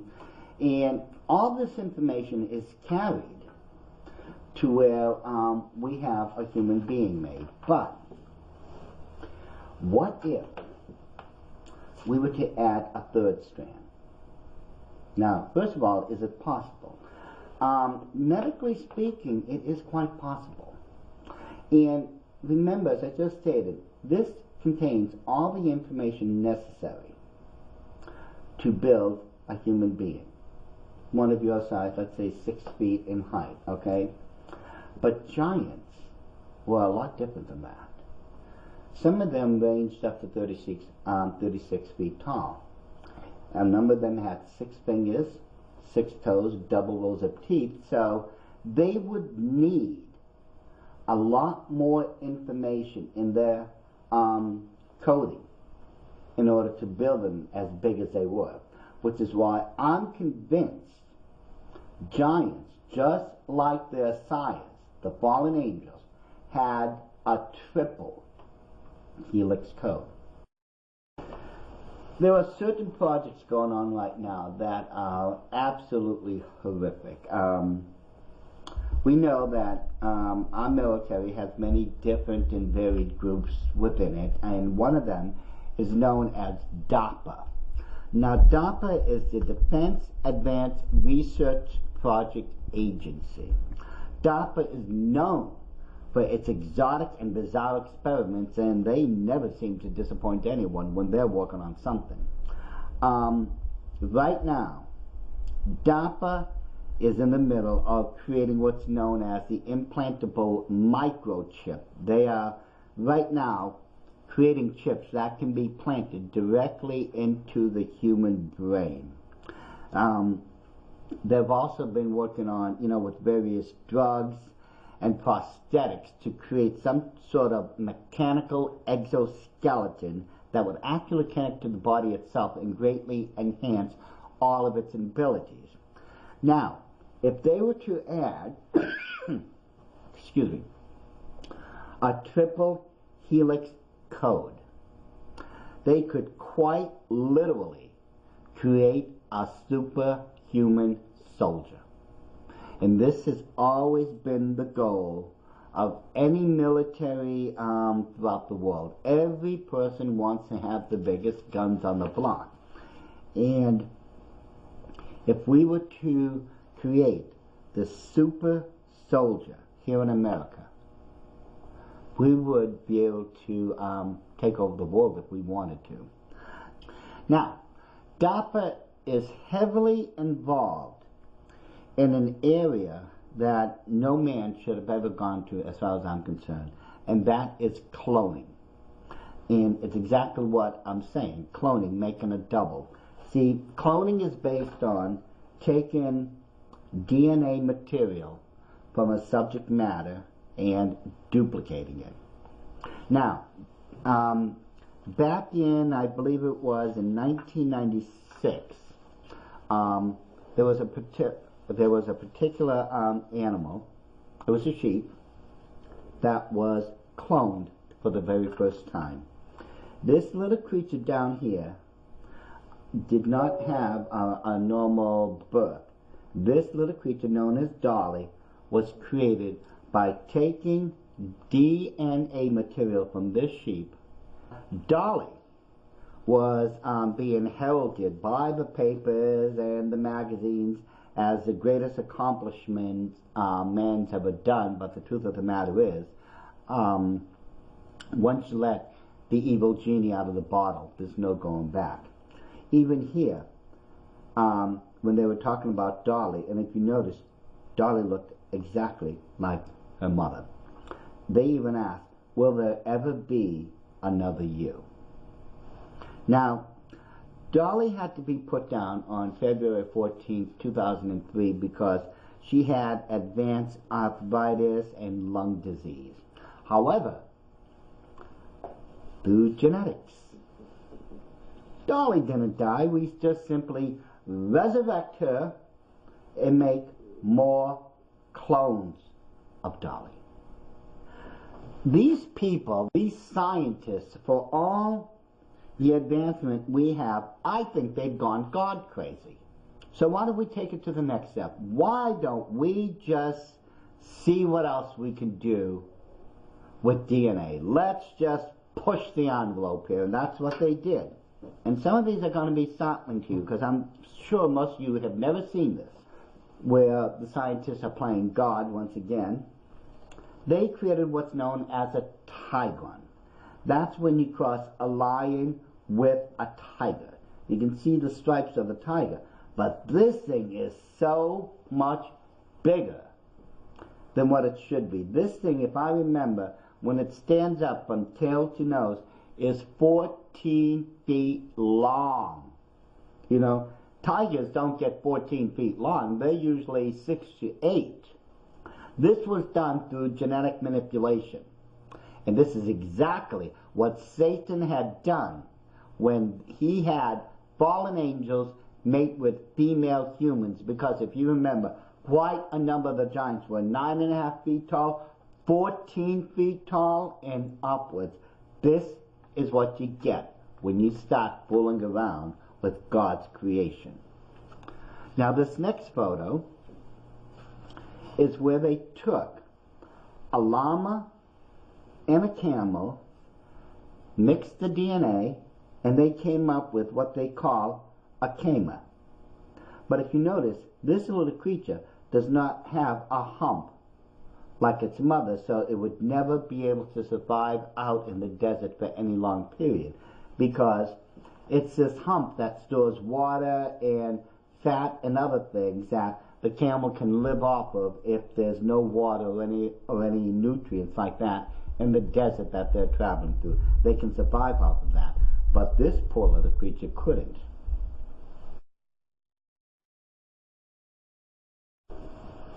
And in this last photo, what they did, they mixed the DNA of a male leopard with a female lion. This thing is called a leopon. Now remember, this abomination was created when you take two different animals two different genders and combined them. And this is exactly what you ended up with, was what was known as a leopard. But remember, some of these animals, through genetic manipulation, just like with the fallen angels, came up with something a lot bigger than the original parents. So you're telling me, from all this, that we're now cloning creatures into new species? That's exactly what we're doing. I mean, we go back into the ancient stories, and you'll find these in the different myths, especially the occultic ones. When you do something like this, you come up with what's known as chimeras. They're not just one animal, they're a combination of two, maybe possibly three animals. But you'll find out that's exactly what they're known as. It's called a chimera. Sort of reminds you of the Book of Daniel and some of the creatures written in the Book of Daniel and Revelation. Oh, doesn't it? You know, and what if our scientists throughout the world end up making those creatures that you could find in during the tribulation period? You know, it would put a whole new slant on it. I would think so. You know, if we were the ones that did that. That's quite a thought, because I mean, if we had the capability now of cloning creatures, mixing them, and commingling things that really, in God's sight, should never be done. I mean, it just begs the thought of. So, has something like this already happened, though? I mean, let's say, like, we see the double-headed figures. Is something in reality that's already been done? Can you give us some evidence of this? Well, we know that they're aiming to create new species, new life, even possibly a super soldier, which Dr. Thomas Horn of Latest News Network in his books have postulated, known as transhumanism. Brilliant work what that man's doing, and he is right. You know, we're pushing the envelope beyond anything that we should ever do. And I do have photos of early experiments. Right now, ladies and gentlemen, you may want to take the children out of the room. I mean, for the next 4 photos, for me, I wouldn't allow the kids to see something like this, because it's adults who have the reasoning abilities and the understanding that it would take to understand things like this.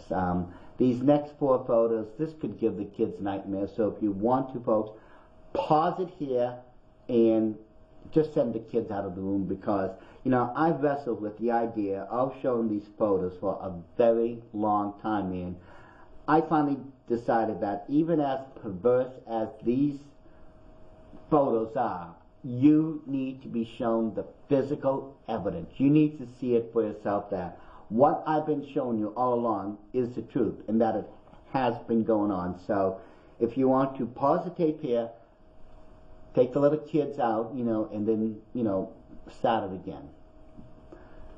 Now, it was back in 1967 that a famous, it was a Russian doctor known as Dr. Vladimir Demikov. What he did, he removed the head and part of the body off of a live dog and connected it to another dog. Okay? As this was one of the photos taken towards the end of the operation. And the end result was that you now had a dog with 2 heads. Now, interesting enough, this is similar to the 3-headed dog known as Cerberus that guarded the actual gate to hell itself.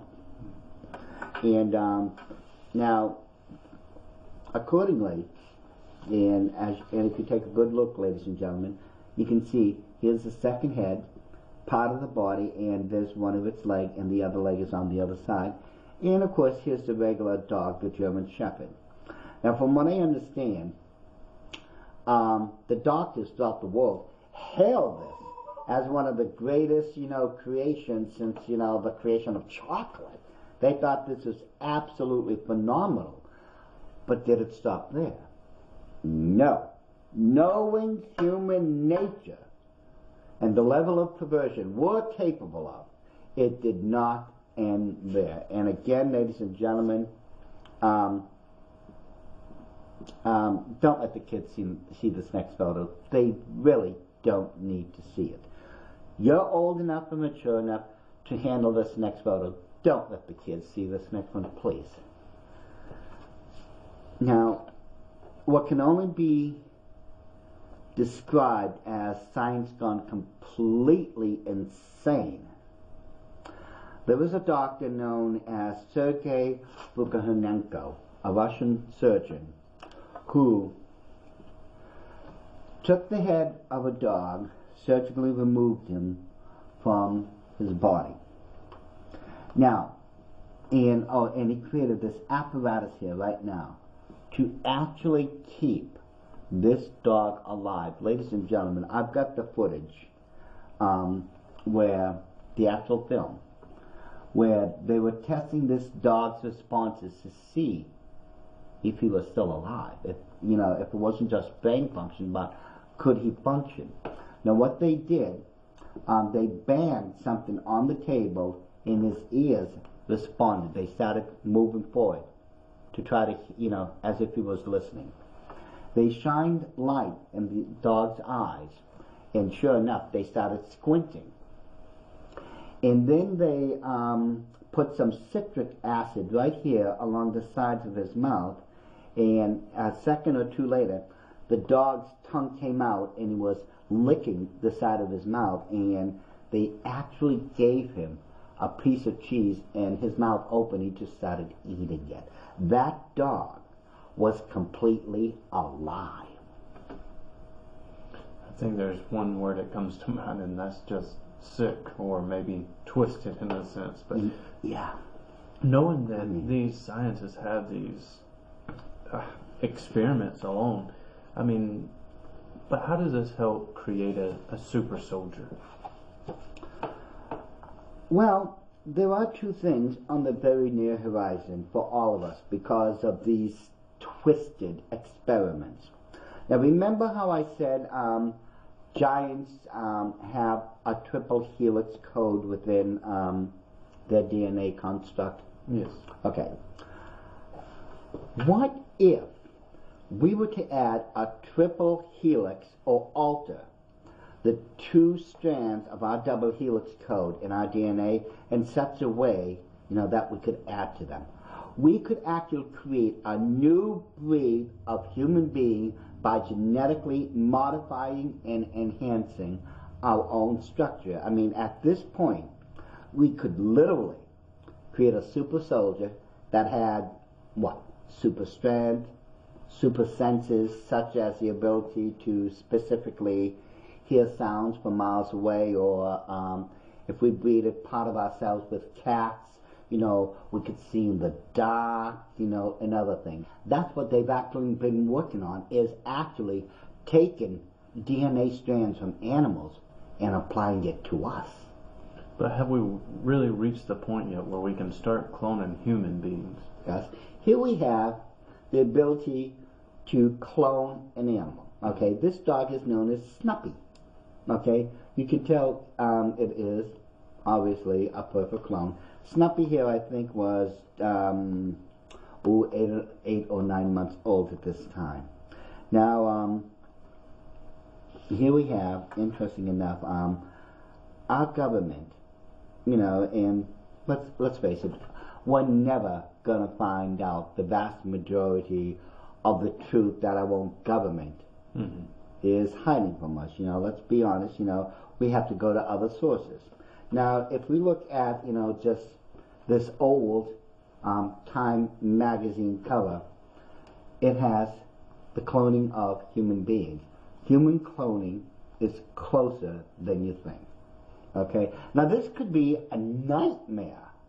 When I say a nightmare, I'm talking about, what if we were able to gather enough genetic material off of, let's say, the skull cap of Adolf Hitler? We would be able to bring back the Fuhrer, for goodness sake.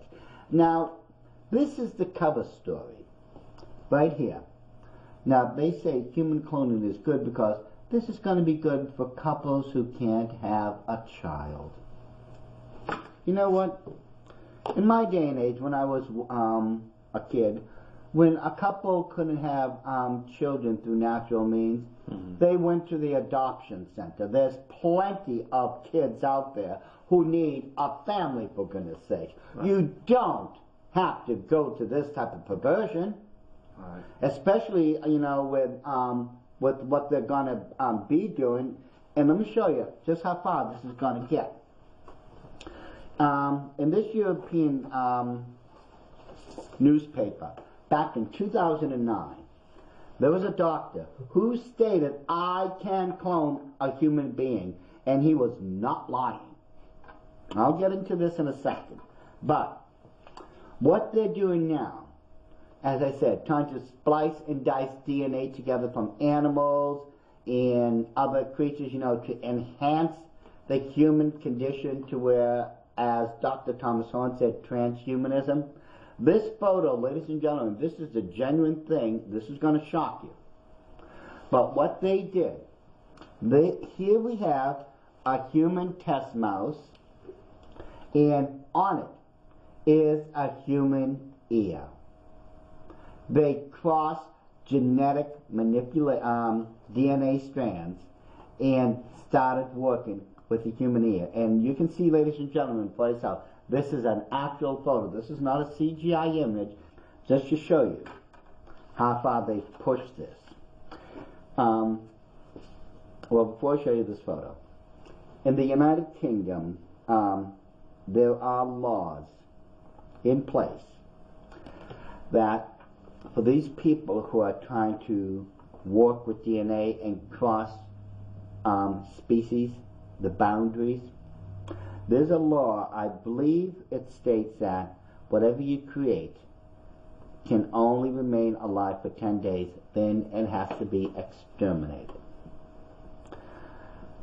What if, and this has been postulated, and the people of England are right, because you see, there are some people who's crossing these boundaries by creating, you know, taking animals and crossing them with human DNA. Mm-hmm. There are those scientists there who literally, they're breaking the law, because there's at least 150 cases right now in which there have been human and animal hybrids created, and they haven't been destroyed yet. You know, the end result is, and this one is something that was created to show what would happen if we did that, if we went all the way and crossed a human being with, let's say, a pig. The question then becomes, is this our future? Because, as I said before, this doctor here not only claims can he clone human beings, but the experiments have been going on in which they're taking human DNA, mixing it with animals. All these things have been done for a purpose. Every single thing we've seen, the experiments, everything.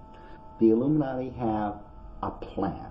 I mean, this plan is so vast in its scope, it almost boggles the imagination. And part of that plan involves something I witnessed back in, I think that was the summer of 77 or 78. I was in Stuttgart, Germany at the time, and underneath the 5th Army General Hospital in Stuttgart, Germany is a giant highway, and there are buildings and such underneath it, labs, and this highway can go off, I don't know how many kilometers after kilometers. In order to find out where you're going, there was green, red, and blue, and I believe there was a yellow stripe on the ground. You look overhead, Master Cullen had told you exactly where you were going. Now, under the ground, as it says, it was, as I remember, I think it was 5 stories down. I saw the early experiments. I witnessed this for myself, in which they were experimenting on human beings back then, and they were trying to rewrite man's double helix code. Now, the early experiments were absolutely horrific. I mean, some of them were so gross, it looked like you were just looking at, like a mound of flesh. That's really the best that I could best describe it as. It was just a mound of flesh. Eventually, what had happened, they were able to break the code and rewrite it in such a way that they were finally able to create what you and I would call a gray alien. So why go through all the trouble, for instance, Nazi Germany and what they're doing underground here? Why go through all the trouble and make it look like little gray men or these flying saucers are from outer space? What are they really masquerading here? Well, see, the Illuminati have to cover up one of the greatest biblical events that's about to occur if they're going to take over the world and create the New World Order. And all these things goes back to the creation of giants. If you remember, in Genesis 6:4, it tells us that giants existed before the great flood. Now, we also find out that in the same verse, it tells us that giants came after the flood. It said, and also after that. Now, it was Satan who first started this great DNA experiment, and when he crossbreed fallen angels with female humans. We know 4 major races of giants came about, and we know that in the land of Canaan there was somewhere around at least 1 million giants. Now, once the flood came, before that, it wiped all the giants out. But this was such a good thing as far as Satan was concerned, he wasn't going to let it go. He started the race of giants again. And the race of giants, as I said, was created through DNA manipulation. This is what I had seen at the 5th Army General Hospital in Stuttgart, Germany, underground, when they were creating their alien race, or the gray aliens. Remember, gray aliens are 4.5 feet tall, and this is what they were coming up with. I know a lot of our viewers are trying to put it together, but they don't quite understand what giants really have to do with aliens. Well, think about this. Giants was the first DNA experiment in all of history. That's what Satan was doing, was trying to take over the world. He couldn't take heaven, so he was going to take over the world. But God stopped him every time he did it with the giants. He destroyed all the giants at the flood. He had his children go in after a 40-year trek and cleaned out all of Canaan. Because, you see, Canaan of all places, why there? Because had Satan been able to keep Canaan to himself with the giants, Christ, who would be born in that region of the world, would never have been born, because the giants would have had control of it. There would have been no one there and no place for Christ to have been born. Now, bring it up in time, since the giants were wiped out again, and Satan knows, tried the giants again, God's going to destroy it again. No, let's go to the other spectrum now. Let's create the alien races. And this is where we have to pause it for a second, because when we go back to 1938, well, they came up with those experiments to see how society would react to such an invasion, right? Millions of people were frightened out of their minds, and as I said, if my memory is correct, people had committed suicide as a result. Okay? So, the mind experiment proved successful. People would be terrified of an alien invasion. Well, now let's create the UFOs. The one place they chose, the Illuminati, was Nazi Germany. Why? Because they had their puppet Adolf Hitler in place, who was espousing, for the first time in history, a new world order. The exact words of his puppets, of his masters, I should say, in the Illuminati. Okay, now let's bring it into American territory. The experiment's already successful. Let's bring these machines to America. Let's bring the scientists, thousands of them, to America to improve on this technology. Okay, let's get it to where we can actually create these machines that would fly even higher than the atmosphere. Okay, they brought it to that level. Now we've got to give the people, the drivers, the gray aliens. You see, let's think about this for a second. Throughout the 50s, 60s, 70s, 80s, we had green aliens, red aliens, tall aliens, short aliens, some with scales, some without scales, some with big eyes, some with small eyes, some with hair, some without hair. I mean, we had more aliens than anything I knew what to do with. Something's happened, though.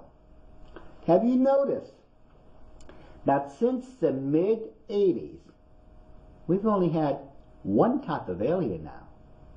That's the gray alien. 4.5 feet tall, small ears, big bulging black eyes, a tiny nose, tiny mouth, no hair, and absolutely skinny. What happened to all the other races?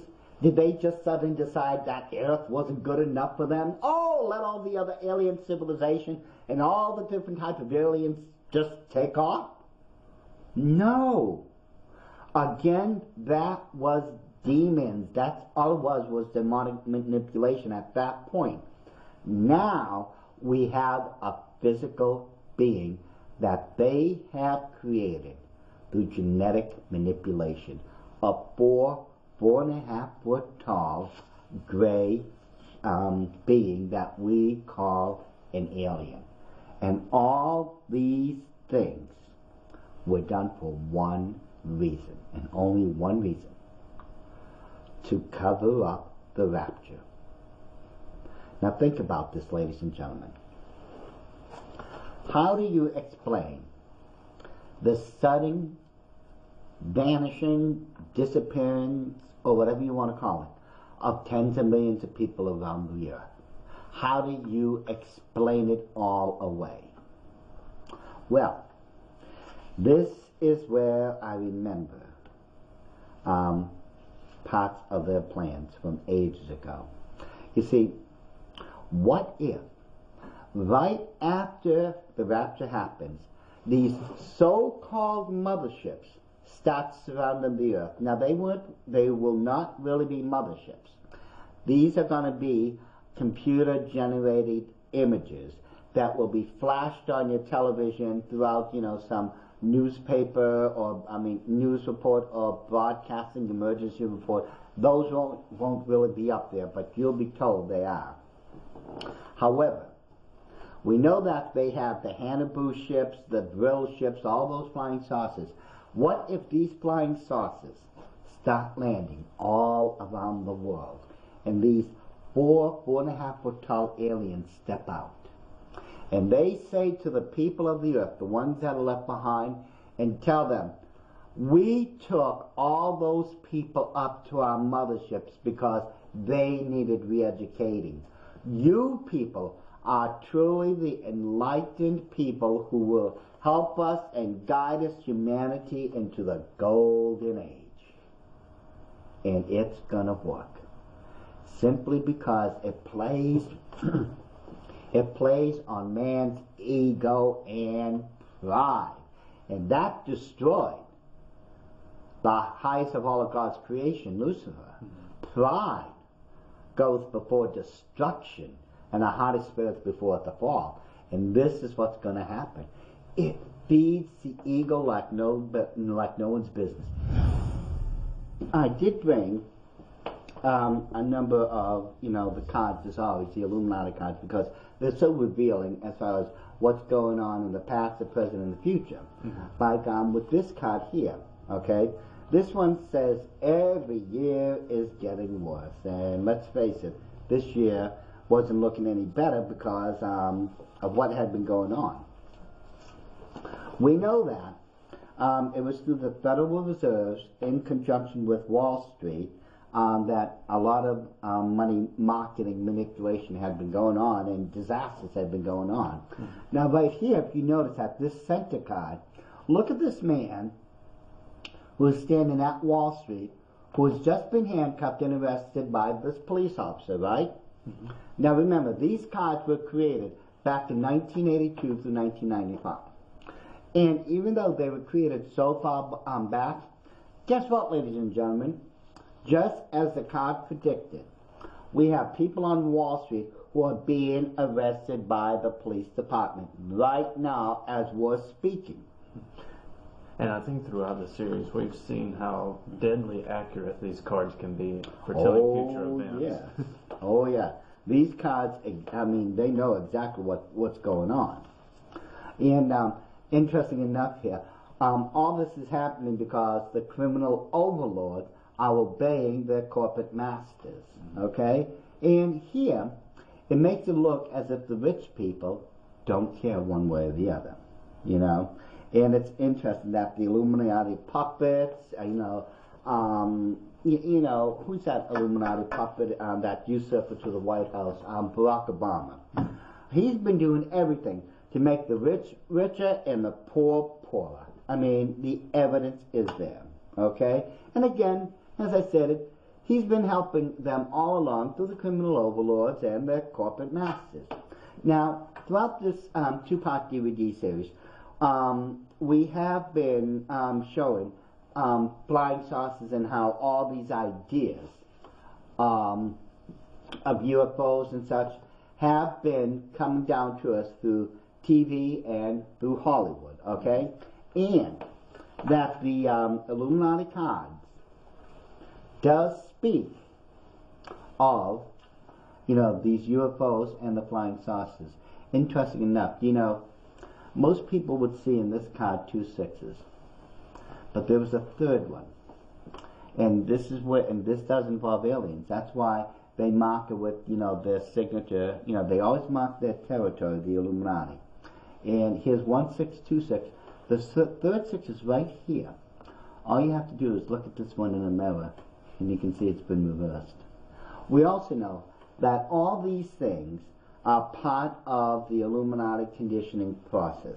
And right here, this declassified memo from the Central Intelligence Agency states, I am today transmitting to the National Security Council's proposal in which it is concluded that the problems connected with unidentified objects appear to have implications for psychological warfare as well as for intelligence and operations.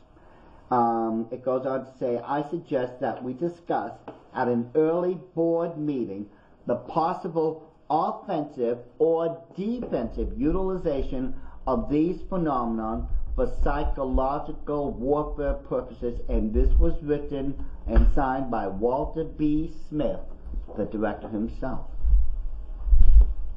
Now,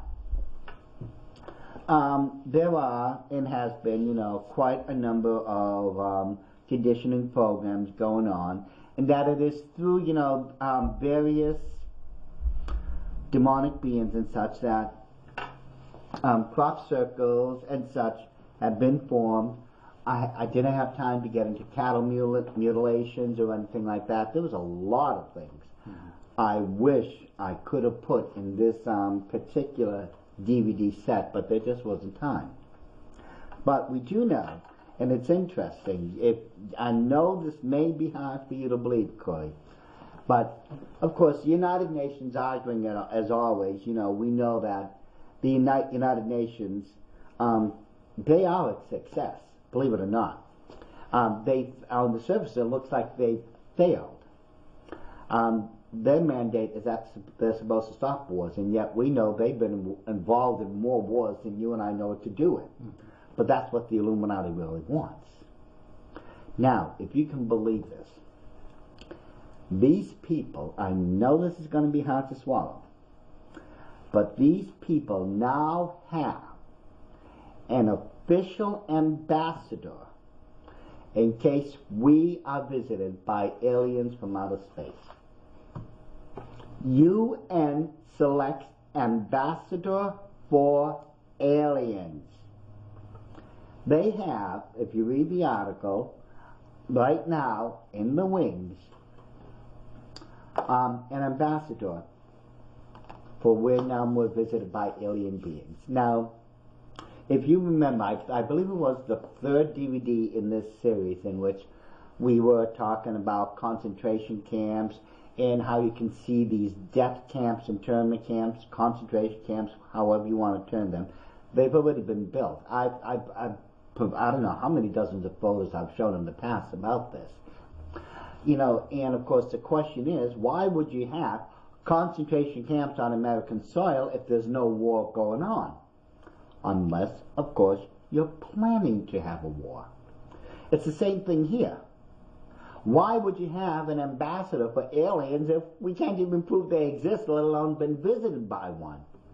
Unless the Illuminati is planning to have them visit us through that great deceptive plan to cover up the rapture. And it's amazing, once you start looking into this, how much of the Bible that they actually know and they're trying to cover up, actually, especially within the rapture in this case. Well, you see, it's always been believed in the occult that if you could stop just one, and I mean just one prophecy of God, you stop it all. So now, this just goes to prove that this isn't necessarily just a war between man and the government, but really certain men and God. Oh yeah. This is a war that's been going on for thousands and thousands and thousands of years. This is a spiritual war, a spiritual battle that the Christians have to get woken up to now before it's too late. I mean, we don't have a generation to go. We don't have that kind of time left.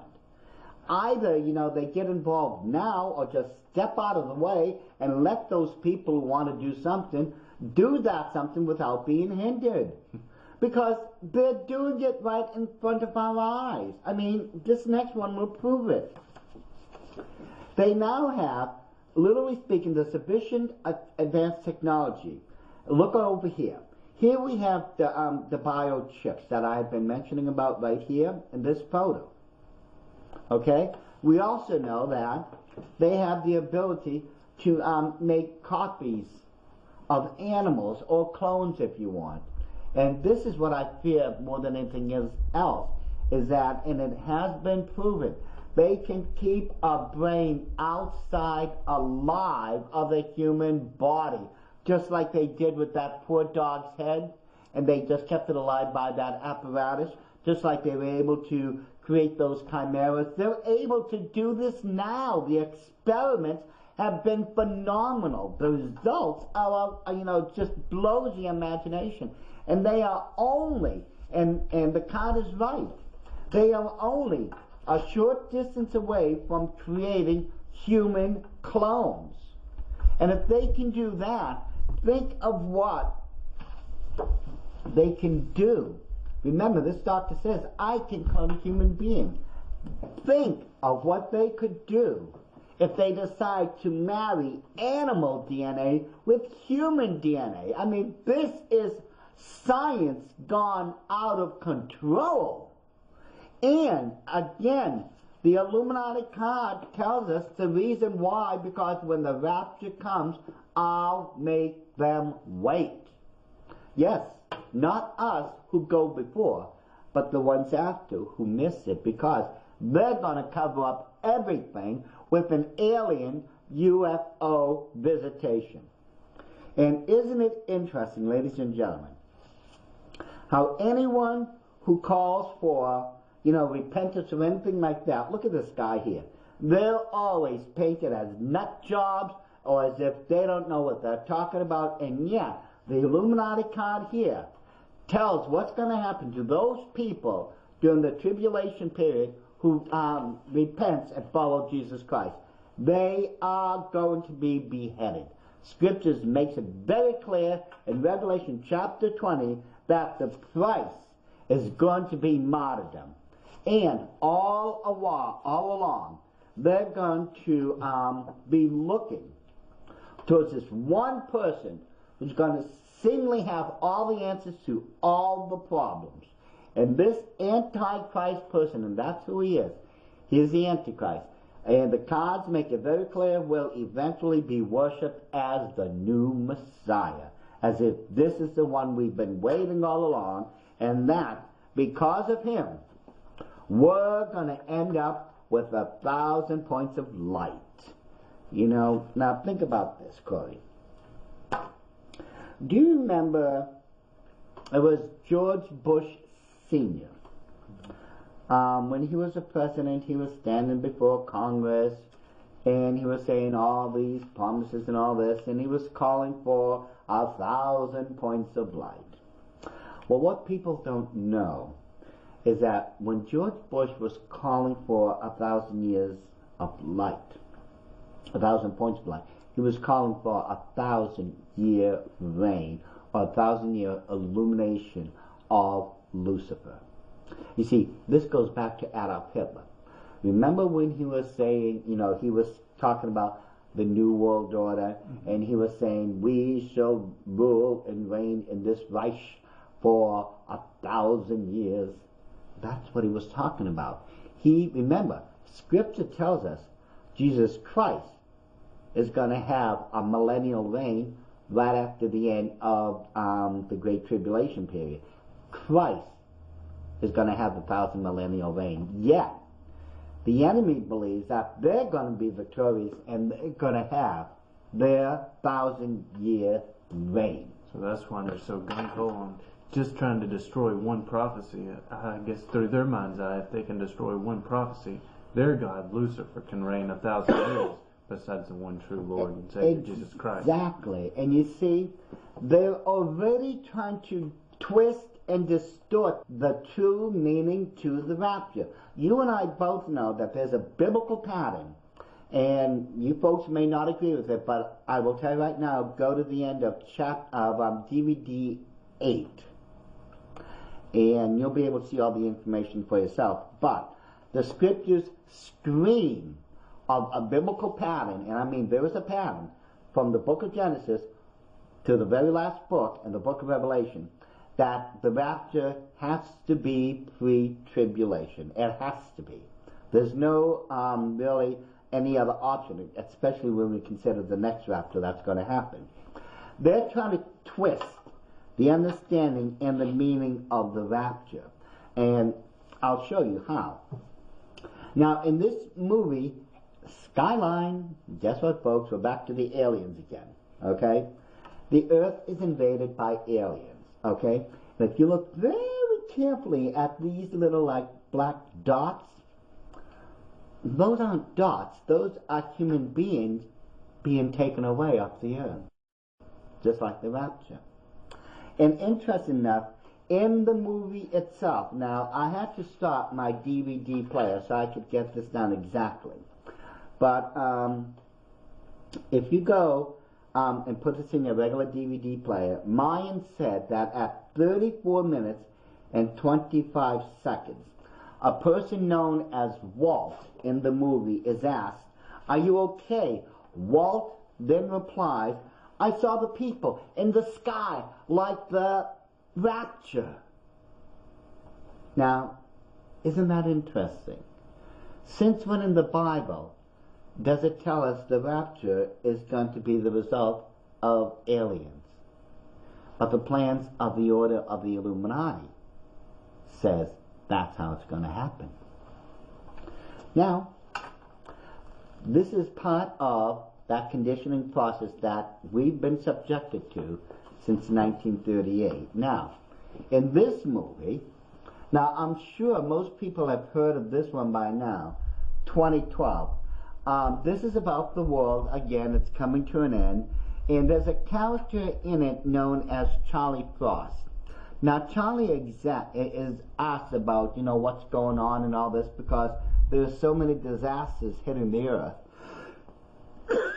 Charlie is asked, what exactly is going to happen? Now, again, use your DVD player and in order to pick up that part of the conversation. According to my counter, it starts exactly at 31 minutes and 5 seconds into the movie. Charlie's response to that question is, the apocalypse, end of days, the judgment day, the end of the world, my friend. Christians call it the rapture, but the Mayans knew about it. The Hopis, the I Chings, the Bible, kind of. Now, notice how the lines of what the rapture truly is all about was blurred here. In the movie, the rapture is purposely being confused with other biblical events, while at the same time it's also being put on the same level as other sources of prophecy. Remember, Charlie Frost, when he was talking about the validity of the Bible and the understanding of what was going on, he said, kind of. You see, in other words, the Bible can't be trusted.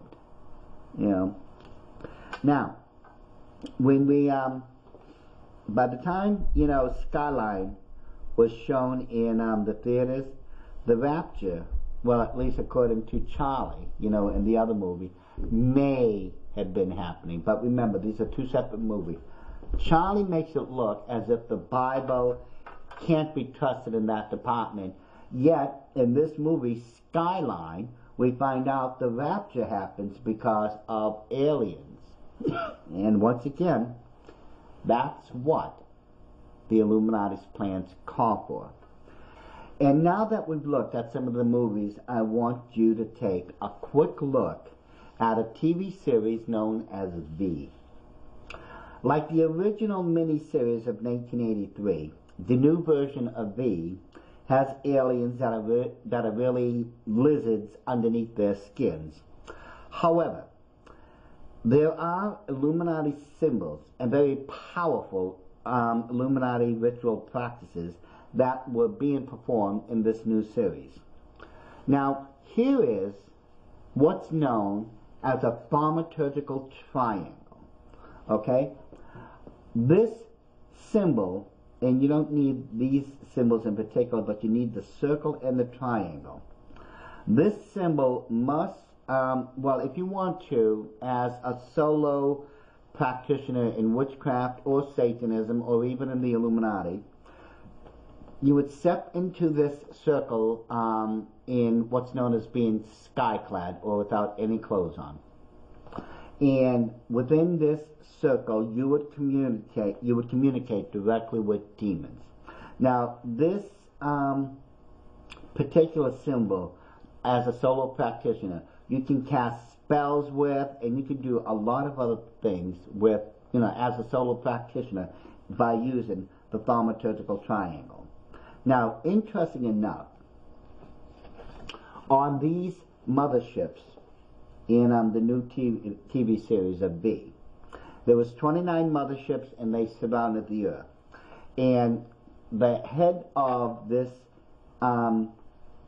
alien invasion, and that's what it was, we just didn't know it yet, her name was Anna. Now, Anna would be able to control her people and other people by stepping inside of a thaumaturgical triangle also. And this symbol is taken from the show, and it was on the ground that Anna would step into exactly as she should be. She was sky-clad, she was without clothes, and she would step into this thaumaturgical triangle, and she would actually cast through telepathy, casting of spells, what's known as bliss. She was able to do this and control the emotions of her own people. And eventually you find out she's able to, through this symbol and through telepathy, control human beings. And the whole of the manipulation, the experiments, the convincing people that there are really aliens and UFOs and all these things are going on right now to where they can cover up the rapture. And it's interesting enough, there's this one dear sweet lady, her name is Kathleen Riley, who came up with this drawing right here, where it says, "They shall mingle themselves with the seed of men. They will combine with one another in the seeds of men." And this is what they ended up with, an alien. And that's what's been going on all along, ladies and gentlemen. Everything you've seen in this 2-part DVD set is coming down to where the Illuminati is desperately trying to cover up the rapture. All this began, yes, way ago, back in Genesis 6:4, when Lucifer, who's now known as Satan, first started manipulating man's DNA to create a new race known as giants, to where he could take over the earth and hopefully prevent the prophecy of God from coming to pass. If he could prevent the birth of Christ, he could prevent us getting saved. And if he could do that, he wouldn't have to worry about the future, but he wasn't able to stop those prophecies. So he continued. And the lie continues to this day. They created great stone works, stone circles, stone cities, where demons and all types of demonic forces could be summoned by sacrificing human lives. Nowadays, yes, you see these things going on greater. Stone circles now have crop circles next to them, and crop circles are being visited by supposedly these alien balls of light. But as the film has shown, those aren't aliens. No, those are all demons. These demons, again, are all followers of Satan. They fell with him. And they're all still trying to stop the prophecies. But right now, they haven't been able to, and they never will. The best they can hope for, and they've been trying it, the Illuminati has been working on this plan for 75 years to cover up the rapture by claiming we're being visited by aliens, and that we, the ones who will be raptured at that time, were taken aboard their mothership, so that everyone on the earth will fall for the lie and follow that Antichrist figure and Satan all the way to hell. And that's the truth of what's going on. We've got to wake up, ladies and gentlemen, to the truth of what's going on with aliens, UFO, and the Antichrist before it's too late. I just want to thank you, Doc, for putting all this marvelous information together, and thank you for being patient and sorting all this information out, and I hope it's been a blessing to you. But even all this marvelous information is secondary to the question is, where are you going to spend eternity?